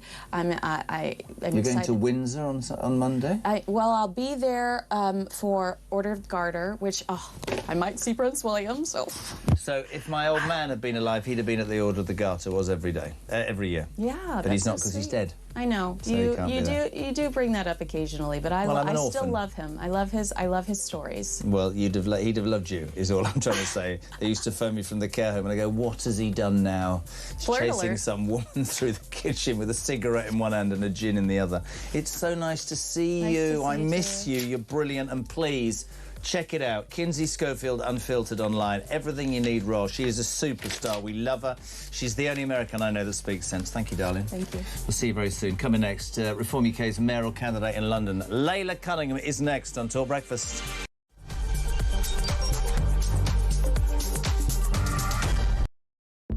You know, you have to remember that Peter Murrell has been the chief executive of the SNP for nigh on a quarter of a century. He's been with Nicola Sturgeon since 2003. She said that she didn't have access to his personal records. They had separate bank accounts, so we can take, well, what you want from all of that. The list that you gave is unbelievable. 124,000 in a camper van, Fortnum and Mason's picnic hampers, a couple of lawnmowers, one for 2,000 quid, 3 dynamic Savile umbrellas, £970. The list goes. A wine coaster. I needed to look up what a wine coaster was. 3,500 quid. So the list goes on. When you're talking about crimes as vicious as rape, serial murder, really depraved crimes, it's quite clear to me that the usual considerations around whether you should be lenient because of this context, whether or not there should be more room for rehabilitation in that context, just don't apply. From the simple commonsensical basis that if someone is capable of doing that, they're a threat to society. But this is the thing, I don't want to take that risk. If these kids genuinely, and they are kids, everyone involved is a kid. I mean, it's just an absolute travesty. If they don't know that all of these things are wrong, then by definition, we need them off the street. Yeah. So there's now a label for children who skip school. Parents can't sort it out. In the old days, I used to think that skipping school was against the law. Yes. And parents used to be taken to court. Well, no longer anymore. They found a label now, Ian, which allows them to sit at home. Again, I keep saying, on tablets, wasting their time. Wow. Universities. Let's get everyone going to university. Well, I think a fundamental job of education is to prepare children for the society they're going to live in a positive way, i.e. prepare them for a job. You've got the welfare state, I've already said, wonderful thing, isn't it? But a safety net, not a way of life. Henry Novak's last words were, "I can't breathe," as he was handcuffed, having been stabbed not only in the front but in the back as well, Okay, he stabbed him in the chest twice, stabbed him in the face once, stabbed him in the back of the leg twice. I mean, what an attack. Let's wait and see what sentence this vile piece of garbage gets. Of course, none of it of which will bring back dear Henry.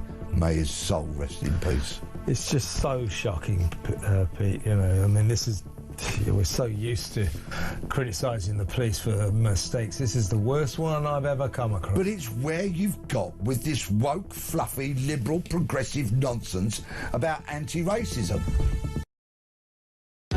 Across the UK, on DAB+, on your smart speaker, on your smart TV, and on your side. This is Talk.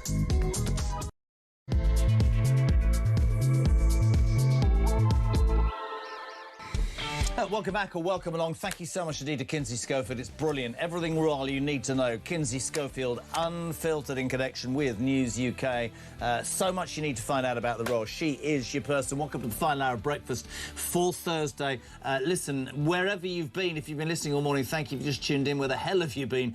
You can be involved on a call or a voice note, 0344 499 1000. Your text messages to 87222. There is only one story in town, whatever other people tell you. That is a second night of unrest in Belfast. Rioters, many hooded, clashing with police. There were bricks and bottles and water cannons were fired by the authorities. And I just want to say at this point, all of this, of course, stemming from the 30-year-old Sudanese illegal immigrant who got in to Ireland from the Republic illegally. Thought it's OK to, well, basically be seen in the middle of a street at night trying to behead an Irish national. Much tension, much frustration, a simmering anger. But, I make the point, what you see when people with hoods attack the police is not only wrong, but it doesn't do anything for what people are feeling, because what it allows is politicians like Starmer to hide behind, I find the violence abhorrent. We all do, mate, but we all want an answer and we all want to know why it's caused, or rather for you to admit why it's being caused and give us a bloody solution about how you're going to deal with it. But our politicians won't do that. Rob yesterday left us a voice note and it went viral. We ended up on Fox in America and Sky in Australia. He's given us another one today. Morning, Rob. Morning, Jez. Rob from Old Beach. Again, on my way to work as usual. Just thought I'd like to put my 2 pence worth in about that idiot that was apologising for the terrorist in Belfast. Now, these people, a lot of these people, like him, the places where they come from, now, they're the sort of people that will think nothing of when their daughter reaches a certain age to lay her on a rock by a river, get a sharpened piece of stone or a rusty blade and hack her genitals about.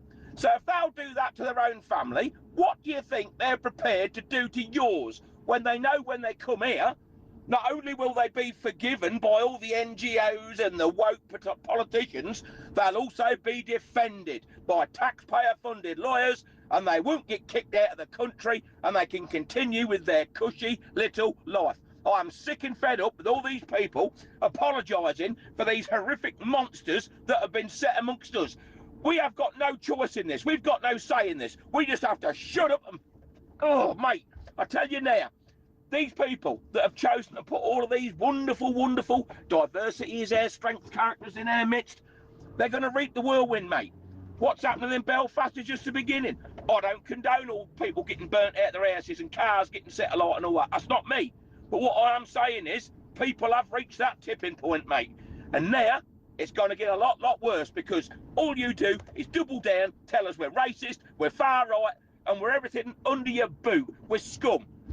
We're second class compared to these people who are committing these atrocities. And if that's your level of thinking, you don't deserve to be anywhere near public office or anything to do with who comes and lives amongst us. Got to say, for day two, completely agree with him. 0344 499 1000. Of course, we don't condone the violence in any way. It's counterproductive. But let's be honest, this country is on the edge. We'll say a very good morning to Reform UK's mayoral candidate in London. Love having her on. Layla Cunningham, how are you? Hello, Jeremy. How are you? I'm all right. Yesterday was a really interesting experience. The show was extraordinary in that I just thought, you know what, enough of that. And none of us, and I know you will be the same, none of us condone what we saw in Belfast. That is impossible and wrong and counterproductive. But I totally get, don't you, the reasons why people think, we didn't vote for this, we don't agree with this, we've tried to peacefully protest for this. No bloody politician seems to be listening to us, Layla. Yeah, but the problem with the riots is that it allows the political class to deflect and just talk about the riots as opposed to the issue at hand. No, of course I condone it. It's terrible, and especially when you see those houses being fired. But people have had enough. I've had enough. I'm like, for God's sake, literally, how many of these incidents? How many young girls have to be raped? How many people have to be stabbed, killed by an illegal immigrant for the political class to suddenly sit and say, you know what? We have to do whatever it takes. I don't know what is the tipping point. Well, you think back, somebody said to me yesterday, which I thought was... for me, the tipping point was, years ago.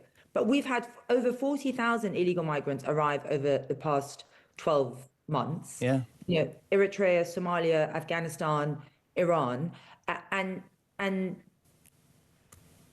when are we going to say enough? 40,000 potential other men, like the guy we saw in Belfast, rapists, Muslim Brotherhood terrorists, IRG. We just don't know. And you know what? You'll get exactly what I got yesterday and what Nigel will no doubt get for being on at 8 o'clock. People will say, and they said it online about me yesterday, well, yeah, that's far right. That's racist. These people are coming from war-torn countries. Let's get this absolutely straight. If you, and I said it yesterday, and it got amazing response, because actually we should be in the business, should we not, of telling the truth. If you let unfettered men into your country, not women and children, Darren Bloody Jones, men of fighting age, who, actually, let's forget that, who come from a culture... Think about their futures and their kids' futures. I don't know what that is. Get to the ballot box. Don't know where that came from. Don't worry about that. Who come into this country, right? They have none of our values. They don't speak our language. They don't adhere to our law. In fact, so barbaric are the things that they find normal that you end up with scenarios like you did the other night in Belfast, where a man is being potentially beheaded, where in Bournemouth, where I live down by, a girl is taken onto a beach and raped by 2 migrants who've been here 3 weeks, and they're let off because apparently it would be too dangerous for them to go home. Yesterday, the 16-year-old enticed on Snapchat from our home in Somerset to Bristol by 4 Afghanis who plied her with drink and drugs and raped her. How long do we have to bring up Lee Rigby, the Manchester Arena bombings, Henry Novak, the Southport murders, all of it? And no government, it seems, will have the balls to tell us why it's happening or how they're going to stop it. And that is why people, I agree with you entirely, that is why people are so frustrated.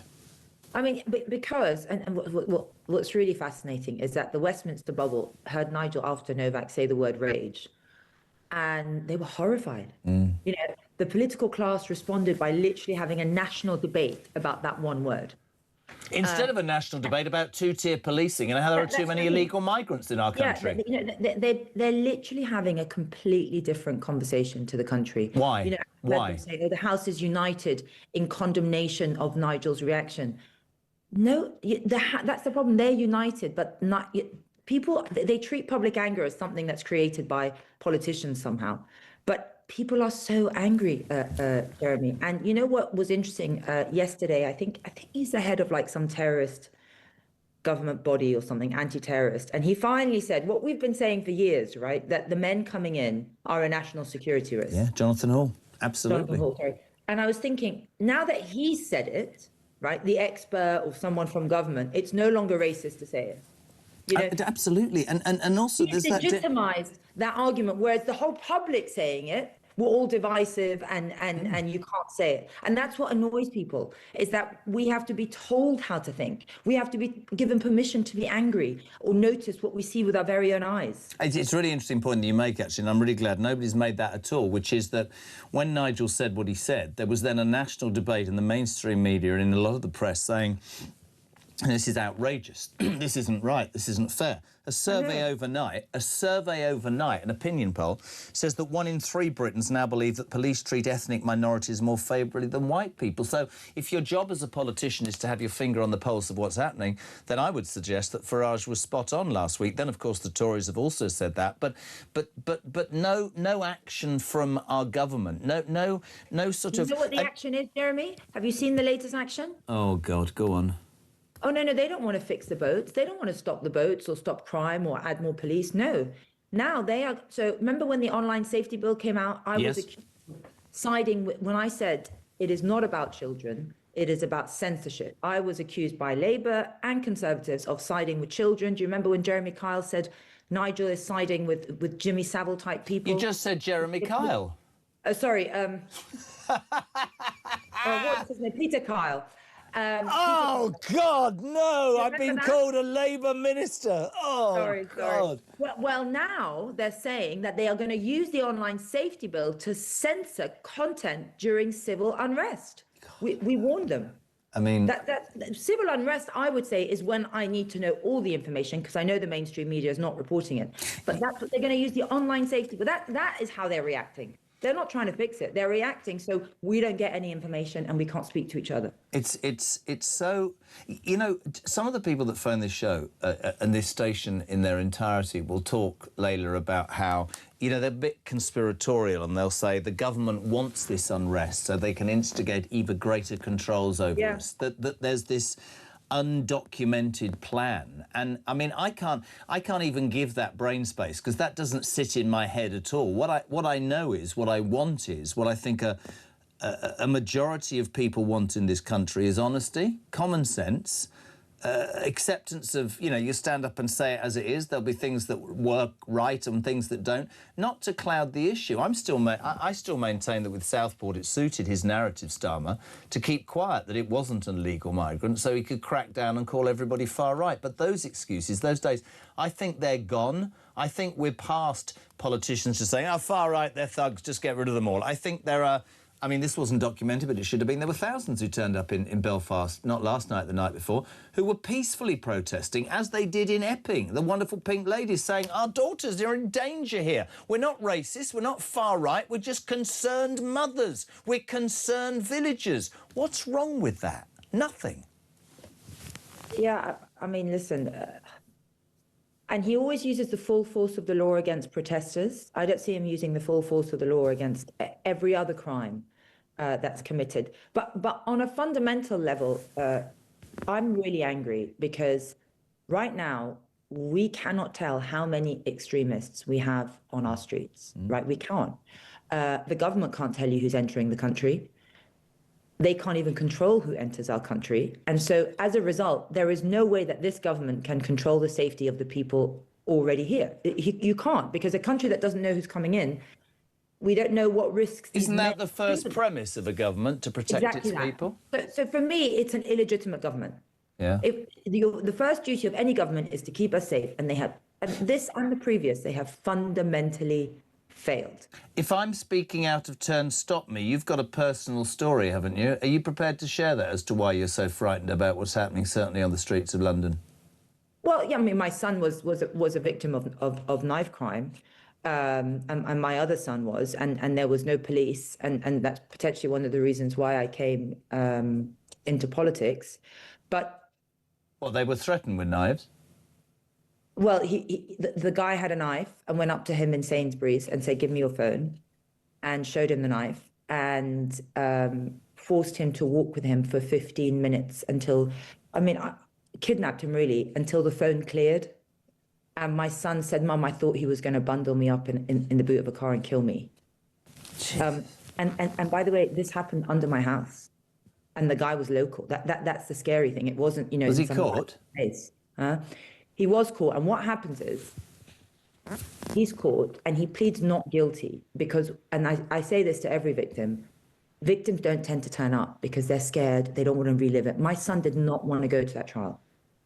He really didn't. There was another time where they were targeted with masked men, then the police did nothing. I had to do everything. But this is another time, and I had to force him to go to the courts, and he didn't want to go. But if he didn't go, that guy would have gotten off. And I can see why victims don't want to go, especially children. But the whole case relies on the live account of the victim. When you look at, you know, a lot of people will say, oh, you know, it'd be nice to tune in and get something different. I know the feeling, but we're talking about what's going on the streets of our country in its entirety, whether it's rioting in Belfast or your story there. I know you're standing to be the mayor. My daughter was sexually approached by someone in Starbucks, again under my house, a foreign guy, you know, sexually, she was studying for her exam, she was sexually approached, and it's constant, Jeremy.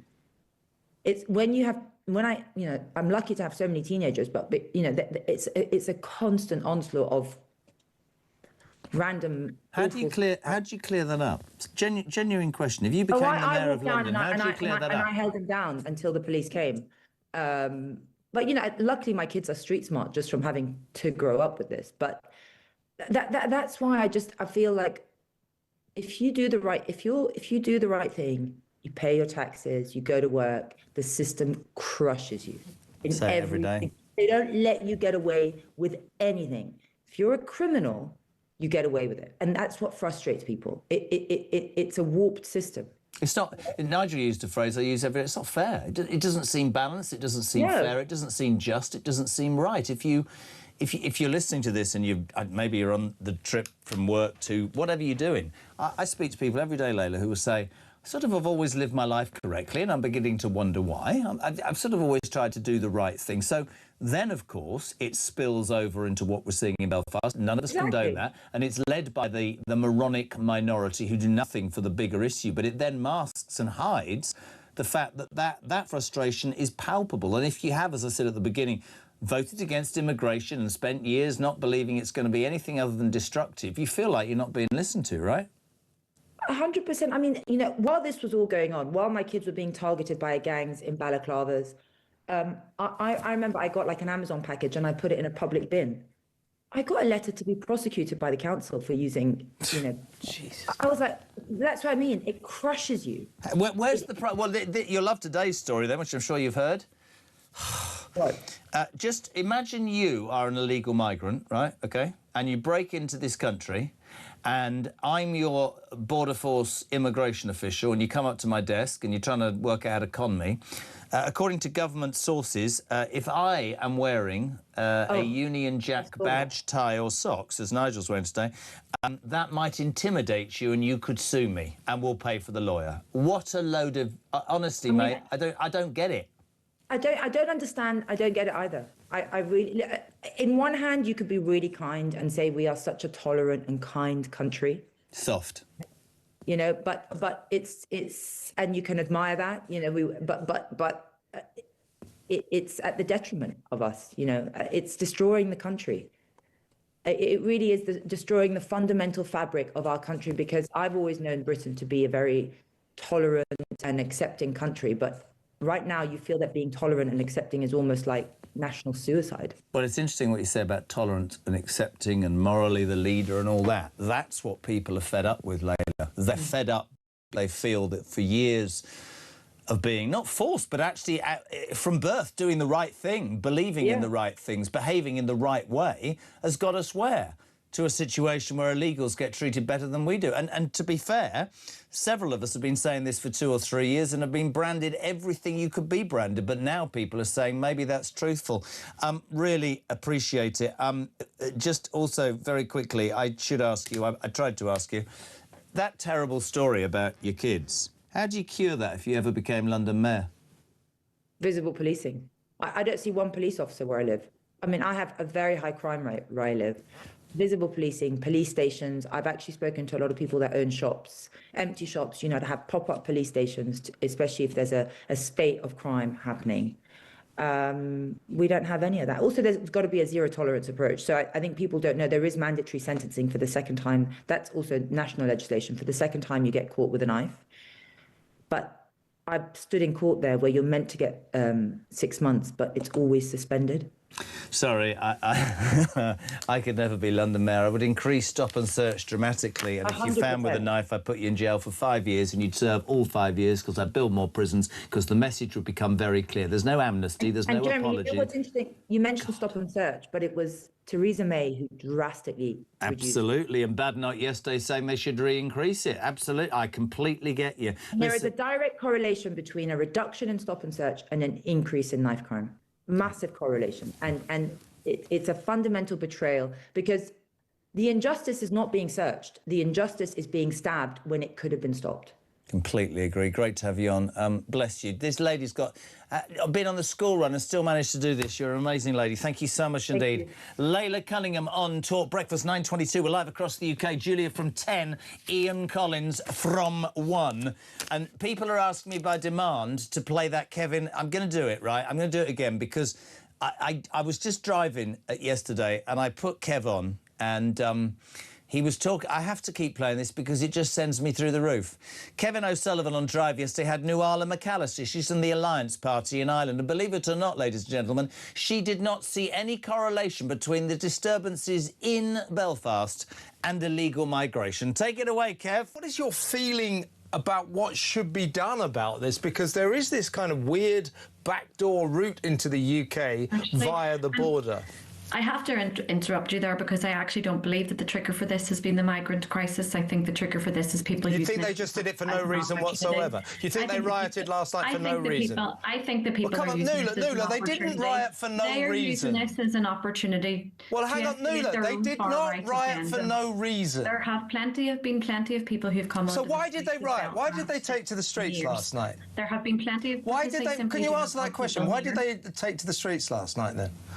They took to the streets last night because they were thugs who wanted to engage in violence. What about the peaceful protesters? There were peaceful protesters all over Northern Ireland as well. People have a perfectly right.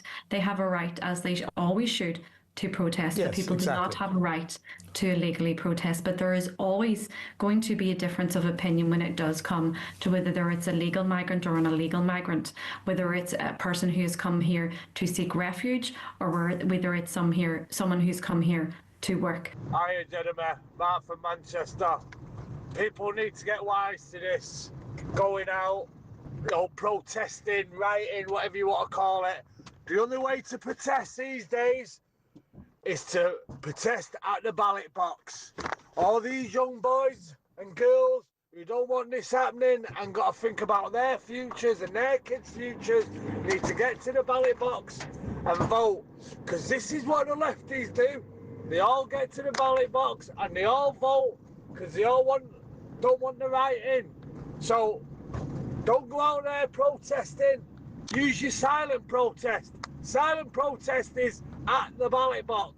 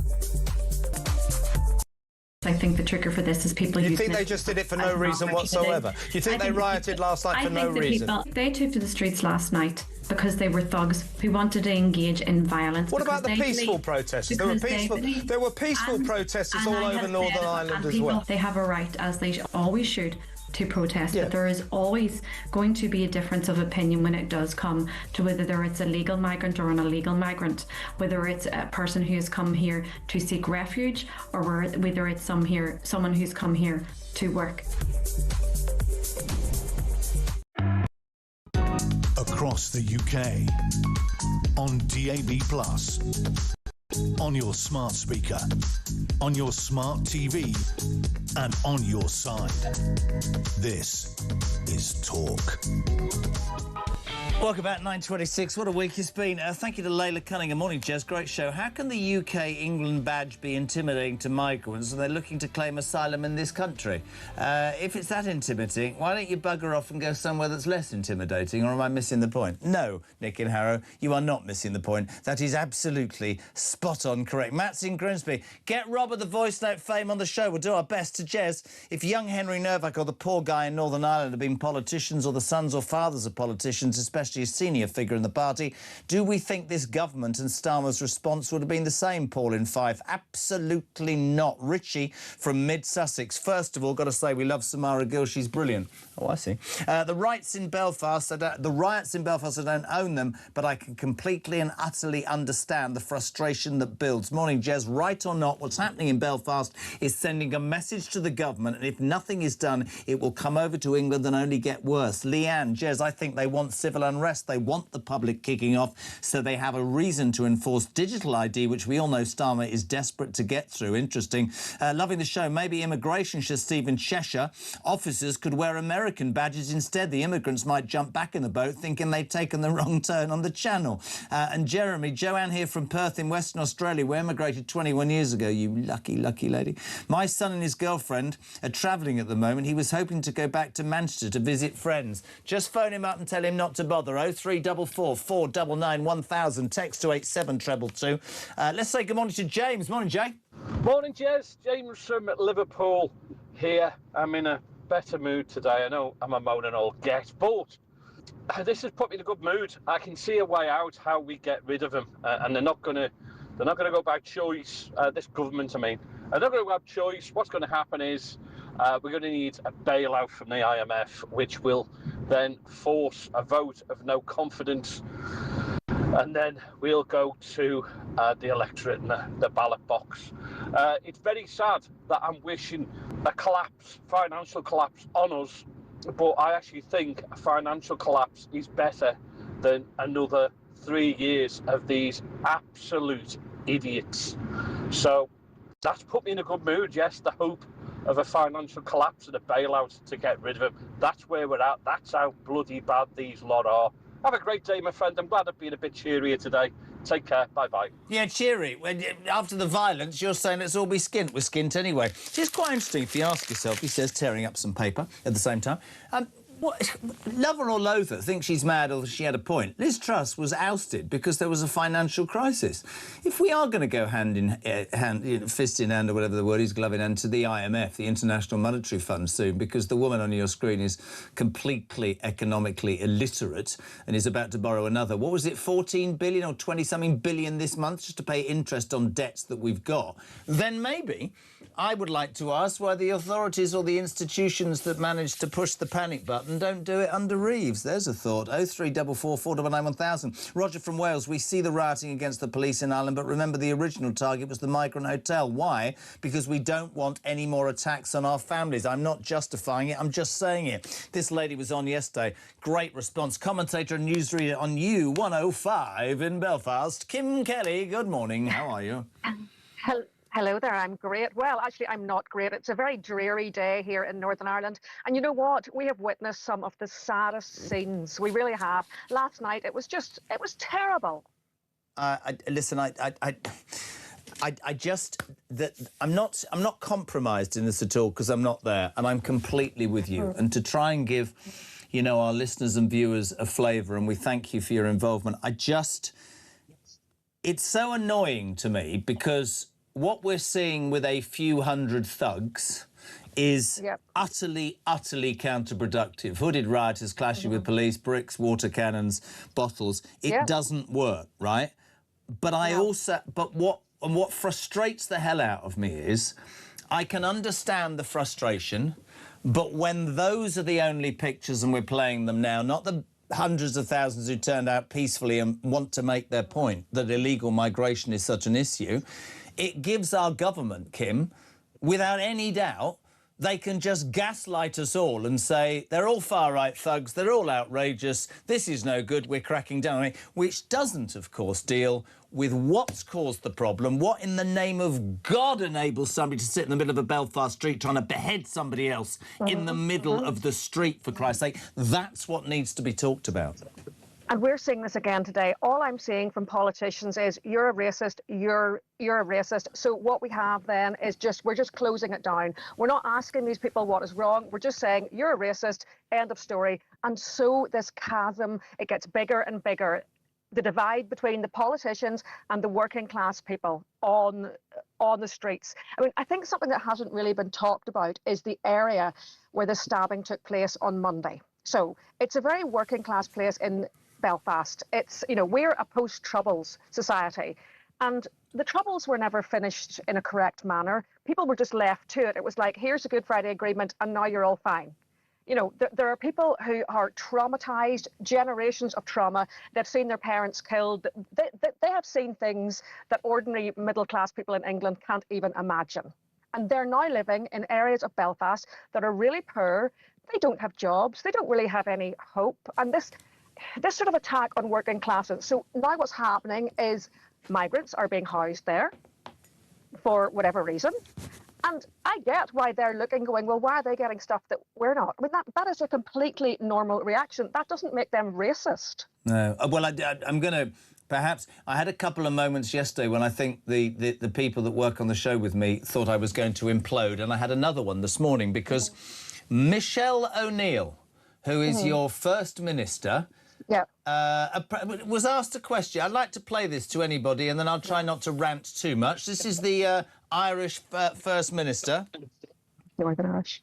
People were concerned, people were worried for safety, all very understandable emotions. But what we saw spill onto our streets since Monday night has been nothing short of thuggery. What we saw has been nothing short of racism. We saw youths taken to the streets, young men masked, attacking families, burning them out of their homes, attacking public property, attacking businesses. All we've seen is criminality on our streets and a real, I think, a real attempt to underline racism in our society, which I do not believe is widespread. Kim, I want to tread very carefully. I understand how difficult it was in Ireland. She's got some bloody front, hasn't she, affiliated to the IRA? Criminality on the streets, burning houses and cars. Does anybody remember what it was like there? Because I remember watching it, or am I missing the point? Well, that is what I grew up with, but, you know, I think that's a story for, like, another day, really. You're conflating two different points. I know, but the point is, it's pretty rich. She used the word racism like you said. That's why I played the clip, right? Yeah. I just think the politicians are missing the point. And I can't say why they are missing it, whether it's deliberate or whether it is more... What I sometimes think is people in working class areas are being ruled by people who have never set foot in these places. They haven't set foot in it. They don't know what West Belfast or inner city North Belfast is like. They don't know. I live in East Belfast now. It's the only place that I can afford to live because I'm a single mum. You know, I see how people live. And it's not pretty, you know what I mean? They don't have anything. There is nothing for the children, you know, and I don't want to sound like some sort of bleeding heart liberal here, but you're talking about people who really have nothing. And they're being sort of lectured at. They're being lectured by lovely middle-class people from their middle-class houses who don't have to live that life. And therein lies the point that I was making about the unfairness of the thugs, because these working-class people who have had these illegal migrants foisted upon them are now seeing their properties destroyed and their communities tarnished, and they didn't ask.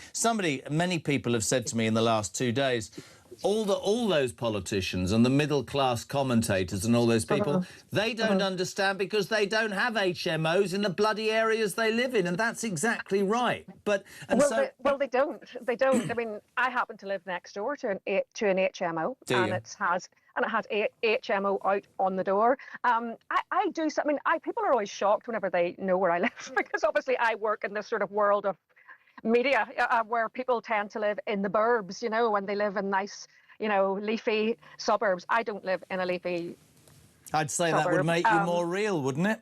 Well, it means that I see. I mean, I'm not saying that I'm working class. What I think about Northern Ireland, and obviously England as well too, people need to understand the privilege they come from. I understand the privilege that I come from. I come from a really privileged Northern Irish background. I've had a French nanny and, you know, I went to private school. You know, I know I'm privileged, but there's far too many people who don't seem to realise their privilege. And they're talking down to working class people, and it's disgusting. What are the people of Northern Ireland, the working class people, are they angry at the riots? Are they angry at the immigrants? Are they angry at the government? What fuels most of their anger right now, Kim? Not knowing what's going on, I would say. I mean, last night, for instance, basically last night's riot, they were trying to get to one of those migrant hotels, you know, these famous migrant hotels. Now, to the best of my knowledge, there actually are no migrants living in that hotel anymore. But I'm not quite sure because for some reason we're never really told these things. And I don't know why we're not told them. So surely the most obvious thing to have told these people, actually, we don't do that anymore. There are no migrant hotels. Why can't we just come out and tell people what's actually going on? Another thing I learned today, I'm not a stupid person. I learned today that the suspect from Monday came in through Dublin, and apparently there's a way of seeking asylum where you fill in a form. This has been clarified by the Secretary of State. And jump on a bus. So you fill it. Well, you jump on a bus and then you come here. and you fill in a form and you don't meet anybody and you claim asylum. Now, listen, I get you're coming from Sudan. It's a terrible place. Yeah, we get it. But I didn't know that. I didn't know that you could fill in a form and all of a sudden be given This is asylum in Northern Ireland. this common travel area, which is between the Republic and Northern Ireland, which has turned out to be a... I mean, what were the papers saying today? This is stuff. Single migrant sent back after crossing the border. That's in 4 years. One. But this is not new. This isn't new, right? I used to work in Dublin for the Sun newspaper 20 years ago. And we identified back then, it was Al-Qaeda back then, we identified back then that loads of people were coming to Dublin to work in, you know, those kind of language schools there used to be that ended up not really being language schools. Yeah, they were getting visas to come to those, and then they were marrying like a beautician from Letterkenny, and they were getting status, and then they were moving to the UK. So that was a big sort of thing. So this has been going on for a long time, but it kind of dips in and out of the radar. And I don't really know why we're just not told. I'll give you something that I've said for a long time, and of course you then get worryingly into the sort of conspiratorial theory, right? So do you remember? You're a journalist. You remember Southport? Yes. We know now that the government knew that it was not an illegal migrant, that it was a disturbed young choir boy brought up in Wales. I maintain that they said nothing. They allowed it to become febrile on social media so they could put police on the streets when there were riots, call everybody far right, round them up and put them in jail, which is right. I'm not condoning the thuggery, but if they'd been more open and honest, that wouldn't have happened. I'm totally with you. The British people, more than any time, I think, in our history, needs transparency about so many things. And certainly, when you get gaslit by politicians who say, like that Nuala McAllister, it's not migrants, oh, shut up, or Michelle O'Neill, that everybody who complains is a racist, you're not going to deal with people's anguish and fear and sense of unfairness. And that is it. I mean, I think you've said something there. It is the fear that people think, that people feel. You know, I keep on, you know, banging on about we are a post-conflict society. You know, we haven't dealt with our own trauma in Northern Ireland. Are we the best placed then to deal with young men who come from other areas of the world who are also experiencing trauma? Given that we can't give money to our young men in Northern Ireland and our suicide rates here are sky high, we can't deal with our own mental health issues in Northern Ireland due to conflict. But we can't really offer other people any help. I'm not disagreeing with you, but I'd go further. I think you're far too nice. You've described that man from Sudan as suffering from trauma. Here's what I would say to you. But I think that's entirely generous. I'm just going to say this to you, right? You made the point. You didn't know he could come from the Republic. He will have passed through 7 non-war zone countries. Seven. France didn't stop him, the Republic of Ireland. And this is my real bugbear, Kim. I'm utterly convinced that we are so soft, we offer so much, that we are an absolute magnet to these people. And if you don't vet them, whether this sounds wrong or not, you are putting your population at danger if people come in with a very different mindset, skill set, belief set, whatever you want to say. And I'm surprised that more women don't jump up and down. People like that animal that came from Sudan, you want to talk about misogyny in England where men might say something wrong. These people think that women are a piece of meat, and that is a really relevant point. And these people are allowed to come in. If I was being bombed, right, Kim, the first place I got to that wasn't being bombed, I'd go, oh, this is fantastic. No, I'm going to do whatever to get to the UK, and you make your point about Ireland, you can't afford to look after your own men, but we have a government that will wipe the backside of people like that Sudanese man, and that's what fuels real anger through unfairness. And I think it's really sad because people from Northern Ireland generally, well, some people here say they're Irish, some people say they're Northern Irish, some people say they're British. It doesn't matter. We're all one people. And we are generally very generous. Like when it comes to children in need per head, people in Northern Ireland always give the most money. We love giving money. In fact, loads of people in Northern Ireland still go to church. They still go to chapel. You know, that is the kind of system we have. We love to help people here. We would be the first to say, you know, come and live here. but it's because we're not told or asked, I think. And then it's kind of sprung upon us. I like, agree. how did they think that we weren't going to notice that a migrant hotel, now given how white people are in Northern Ireland, we are the least diverse place in the entire UK and Ireland. We really, really are, right? So how did they think that we wouldn't notice and go, what's that? Who are these people? And then all of a sudden they've been moved out of these migrant hotels. And it's not the people who are there, it's not their fault. You know, it's not their fault necessarily. So they've now been moved to these HMOs. But we weren't told they've been moved to HMOs. So last night you get all these young men trying to get down to this hotel. There's nobody there. Why did somebody not just say there's nobody there? I'm sure that you are suffering from something that I suffer from, which is common sense. It's an allergy which seems to be catching on, and it's no good because it ends up with you questioning almost everything. You've been an absolute star this week, Kim. Brilliant, and thank you so much for the time you've given us, my darling. Kim Kelly, you, Jeremy. Commentator and newscaster on U105 in Belfast. Do you know what my first job was, Dino? My first job was to do voiceovers for stations like that. Traffic and travel on U105 in Belfast. It's gone 9 o'clock. 9:43. Cheers.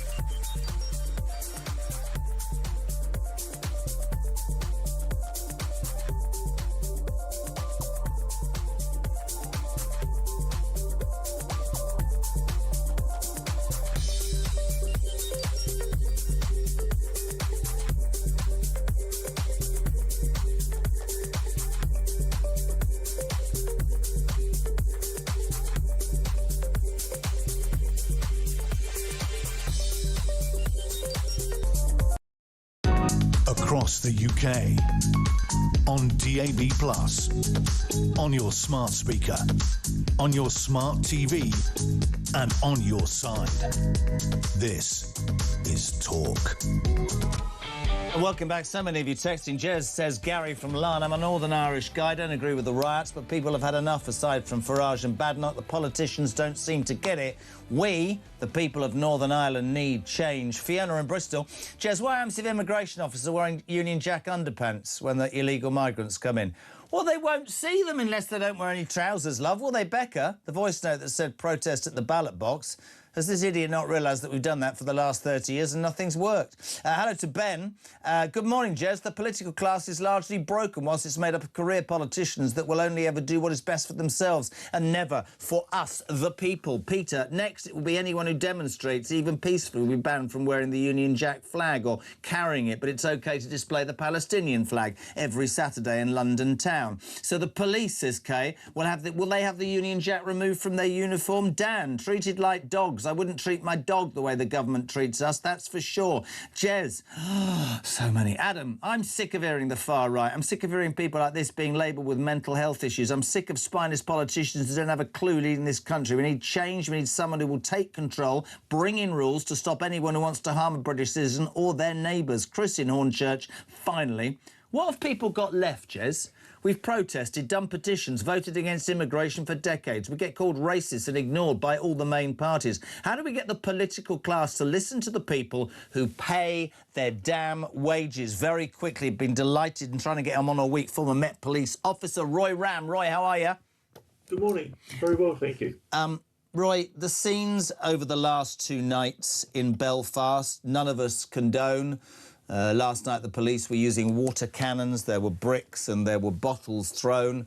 And I guess for many of us here, the frustration is that the few, the renter mob as I call them, are demeaning, if you like, degrading, making less important the message to the government, which is, will you please get your head out of the sand and explain to us, rather acknowledge there is this huge problem with immigration and give us a plan by which you're going to improve the situation?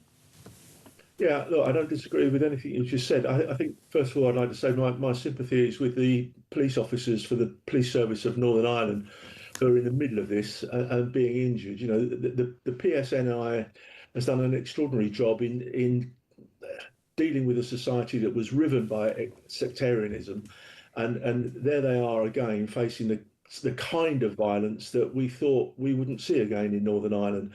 And I think it emanates from, frankly, a policy vacuum. I think we've got successive governments that have ignored what what people are saying, what their fears are about immigration and the level of it.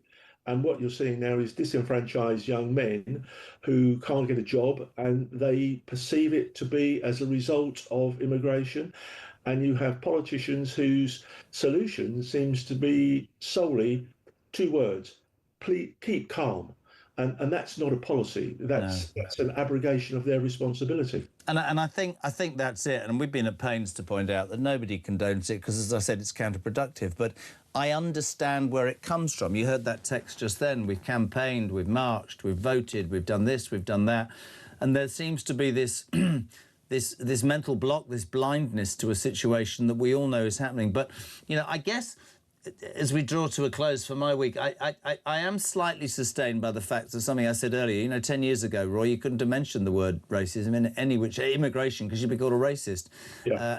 You know, I think it's very important that governments, whoever they are, wherever they are, understand that the people are no longer going to just accept your platitudes. There's got to be more to this. And this obsession with trying to do right by criminals, illegals, whatever you want to say, to the detriment of your indigenous population is not going to go away. And I think that I mean, God knows. I mean, I'd have thought our prime... And where's our Home Secretary? I haven't heard from her. It's Thursday, for God's sake. I don't know whether they've got a death wish, this current government, or whether they're out of their depth, or they're just... Frankly, I think it's this one. I think they're too terrified of doing anything for fear of upsetting their voter base. I've said that for a long, long time, and I make no apology for that. But they also seem to be completely consumed by their internal wars and their own leadership, rather than looking outside at what really concerns the public. Yeah, and I guess if you do that, even if you've got the biggest post-war majority, if you lose the feeling... I mean, I don't know about you. All I want I don't expect my politicians to get everything right. I expect them to make mistakes. I just want them to be honest. Like the last lady said, Kim Kelly, we didn't know that there weren't any... The people didn't know that there weren't any illegal migrants in that HMO or that hotel. There's a lack of information and you know, at the end of the day, I share what you said about the PNSI. I get it. I completely and utterly get that. We've talked separately about two-tier policing this week, but I think I got accused yesterday of over-egging it online, like I give a damn about that. But I do think we all need to accept that this is might not be right, what we're seeing, in any which way. But it frightens me that this isn't going to go away unless our politicians address it correctly, Roy. Yeah, no, I think that's right. And, you know, as you were talking and you're showing those images of those streets of Northern Ireland and what Kim Kelly said, it's ordinary working class people, it's the ordinary people of Northern Ireland that are really going to suffer from this violence. And it's just simply not right. And politicians need to stop thinking about themselves and thinking about the people they represent, and they have to fill this policy vacuum with something that's meaningful and straightforward and easily understood. Again, what Kim Kelly said, people don't know what's going on. If there are policies to deal with illegal immigration or excessive legal immigration, let the public know what they are very clearly and give these young people some hope of economic activity, of jobs that are going to give them a chance of life. But when you look at those streets that are burning in Northern Ireland, you know, hopelessness and helplessness will lead to riots. I've got a different word for it, actually. I think it doesn't exactly... It's probably not strong enough. I just think it's complete unfairness, or I think that's what fuels so many people that do everything right, and then their frustration boils over, not this bunch of thugs, you know, the thousands that march peacefully, because they just think, why did I bother doing it right? Why did I bother staying within the law or paying my tax or getting a job or looking after my kids? Because some scumbag in the road or some tow rag who's coming from across the water, wherever that is, Sudan, Eritrea, Afghanistan, I don't care, and doesn't even respect those things that I have to respect, is getting treated better than me. I think that's absolutely it. I think you made another very important point there about the people who are calm and peacefully protest. You know, there were thousands of them out there protesting properly and peacefully. And I think what happens is they feel that they are not heard, and then a minority say, well, no one's listening to your peaceful protest. We'll take it to another level, and they will listen to us. And unfortunately, then it taints the great majority. I couldn't agree more. Listen, great. Thank you for your support and your help this week. Lovely man, Roy Ram, former Met Police detective, 8 minutes to 10. Morning, Johnny. Jezza, Lola Cunningham's saying she doesn't know where the tipping point is. I think that's because I don't think there is a tipping point, Jeremy, to be honest. I honestly now, I'm starting really to believe this is done on purpose, that the native people of this country are being purposely displaced, disowned. It's got to be done on purpose, because what other logical explanation is there for allowing these people in to literally come and just take over? They're just taking over. You know, they're running roughshod over the country. They can do what they want. And not only do they rape us, women and girls, but they're just raping the country economically, financially, and there's sod all we can do about it. Well, we can keep talking about it and hope that we can change it. 7 minutes to 10. Let's get a quick look at some sport before we finish, Big M. 90 minutes in 90 seconds. From The Sun. On the day the World Cup starts and all of us believe and hope that England... Don't be ridiculous. Josh Hall is an Arsenal supporter, so he's got a smile on his face, whereas I'm a West Ham fan, so I've got a... Don't smirk at me, you. Don't even go there. How are you? Yeah, good, thank you. Thank you for having me on. Yeah, look at the smile. Look at the championship winners. We're going to the championship. Well done for winning the Premier League. Josh, last night, England, warm-up, Costa Rica, 3-0. I mean, look, tell me I'm cynical. I'm a football fan. I love football, OK? I love it. I was walking in this morning. I said to the security guards, all over the front of the current bun, you know, come on, England boys, you can do it. Roar like lions. You know, I listen to Talk Sport, get all excited, and then we get knocked out in the quarterfinals, and I think I've done it again, and I promised myself I wouldn't. What do you think about our chances, genuinely, pal? Well, look, it's a different team, really, isn't it? Under a new manager, it's going to be a different sort of thing to this, what we had under Gareth Southgate. I think last night's performance was a positive one. We got a good look at what I think will probably be close to the starting 11 that he chooses in the tournament, and they looked exciting. But there are teams in that tournament that you would imagine are better than England in terms of your Spains and Frances, but they're up there and they've got a chance, and you know, never rule them out. For people tuning in who don't know, what's the first game today as the World Cup kicks off? What's the first match? So it kicks off with Mexico versus South Africa tonight. So that's going to be the host one. You'd be forgiven for thinking the whole tournament was in the US and that the US would kick it off, because it's also in Mexico, US and Canada. It's Mexico, South Africa at 8 o'clock tonight. It's very weird. And England's first game, Josh, is when? Next Wednesday night against Croatia. So a tough challenge, tougher than the two warm-up games that they've done, and a game that you probably would expect them to win, but still some really talented players on that Croatia side, and they'll have to be well on it. Good man. The Sun have everything you need. Orlando Bloom, brilliant headline on the back of the current bun today. Thank you to Josh and his team. Don't forget our sister station, TalkSport. Everything you need to know. The World Cup. There's people out there that are covering almost every single game. It is the home of sport on radio. TalkSport is at the World Cup, covering the World Cup. And do I think England can win? Dean thinks England can win. He's a QPR fan. Back in 3.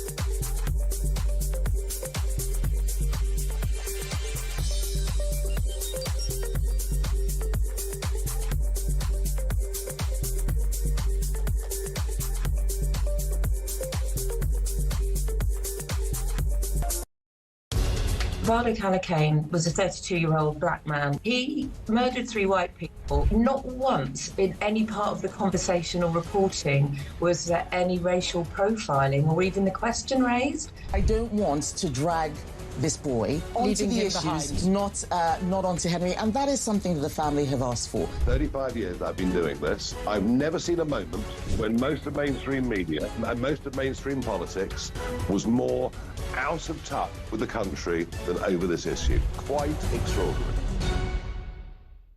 I think the trigger for this is people. You think they just did it for no reason whatsoever? You think they rioted last night for no reason? They took to the streets last night because they were thugs who wanted to engage in violence. What about the peaceful protesters? There were peaceful protesters all across the UK, on DAB+, on your smart speaker, on your smart TV, and on your side. This is Talk. Welcome back. Almost 10 o'clock. Can I say a massive thank you to the team? They've been amazing. Dino, first week in the can. Brilliant job. Thank you, Big M. Thank you, the excellent Tommy and Neha. You've been an amazing team. Thank you. You'll only encourage them. Well, Dino failed. Did you know that Dino actually failed to get into Towie and The Only Way is Essex, which is why he ended up here with the fake tan? Do you know what, though? That is quite surprising, actually, because he looks the part. He does look like... that was... Now, Have you not seen his legs? Have you not seen his legs? No, I don't want to see his legs. Oh, there's been a lot of shorts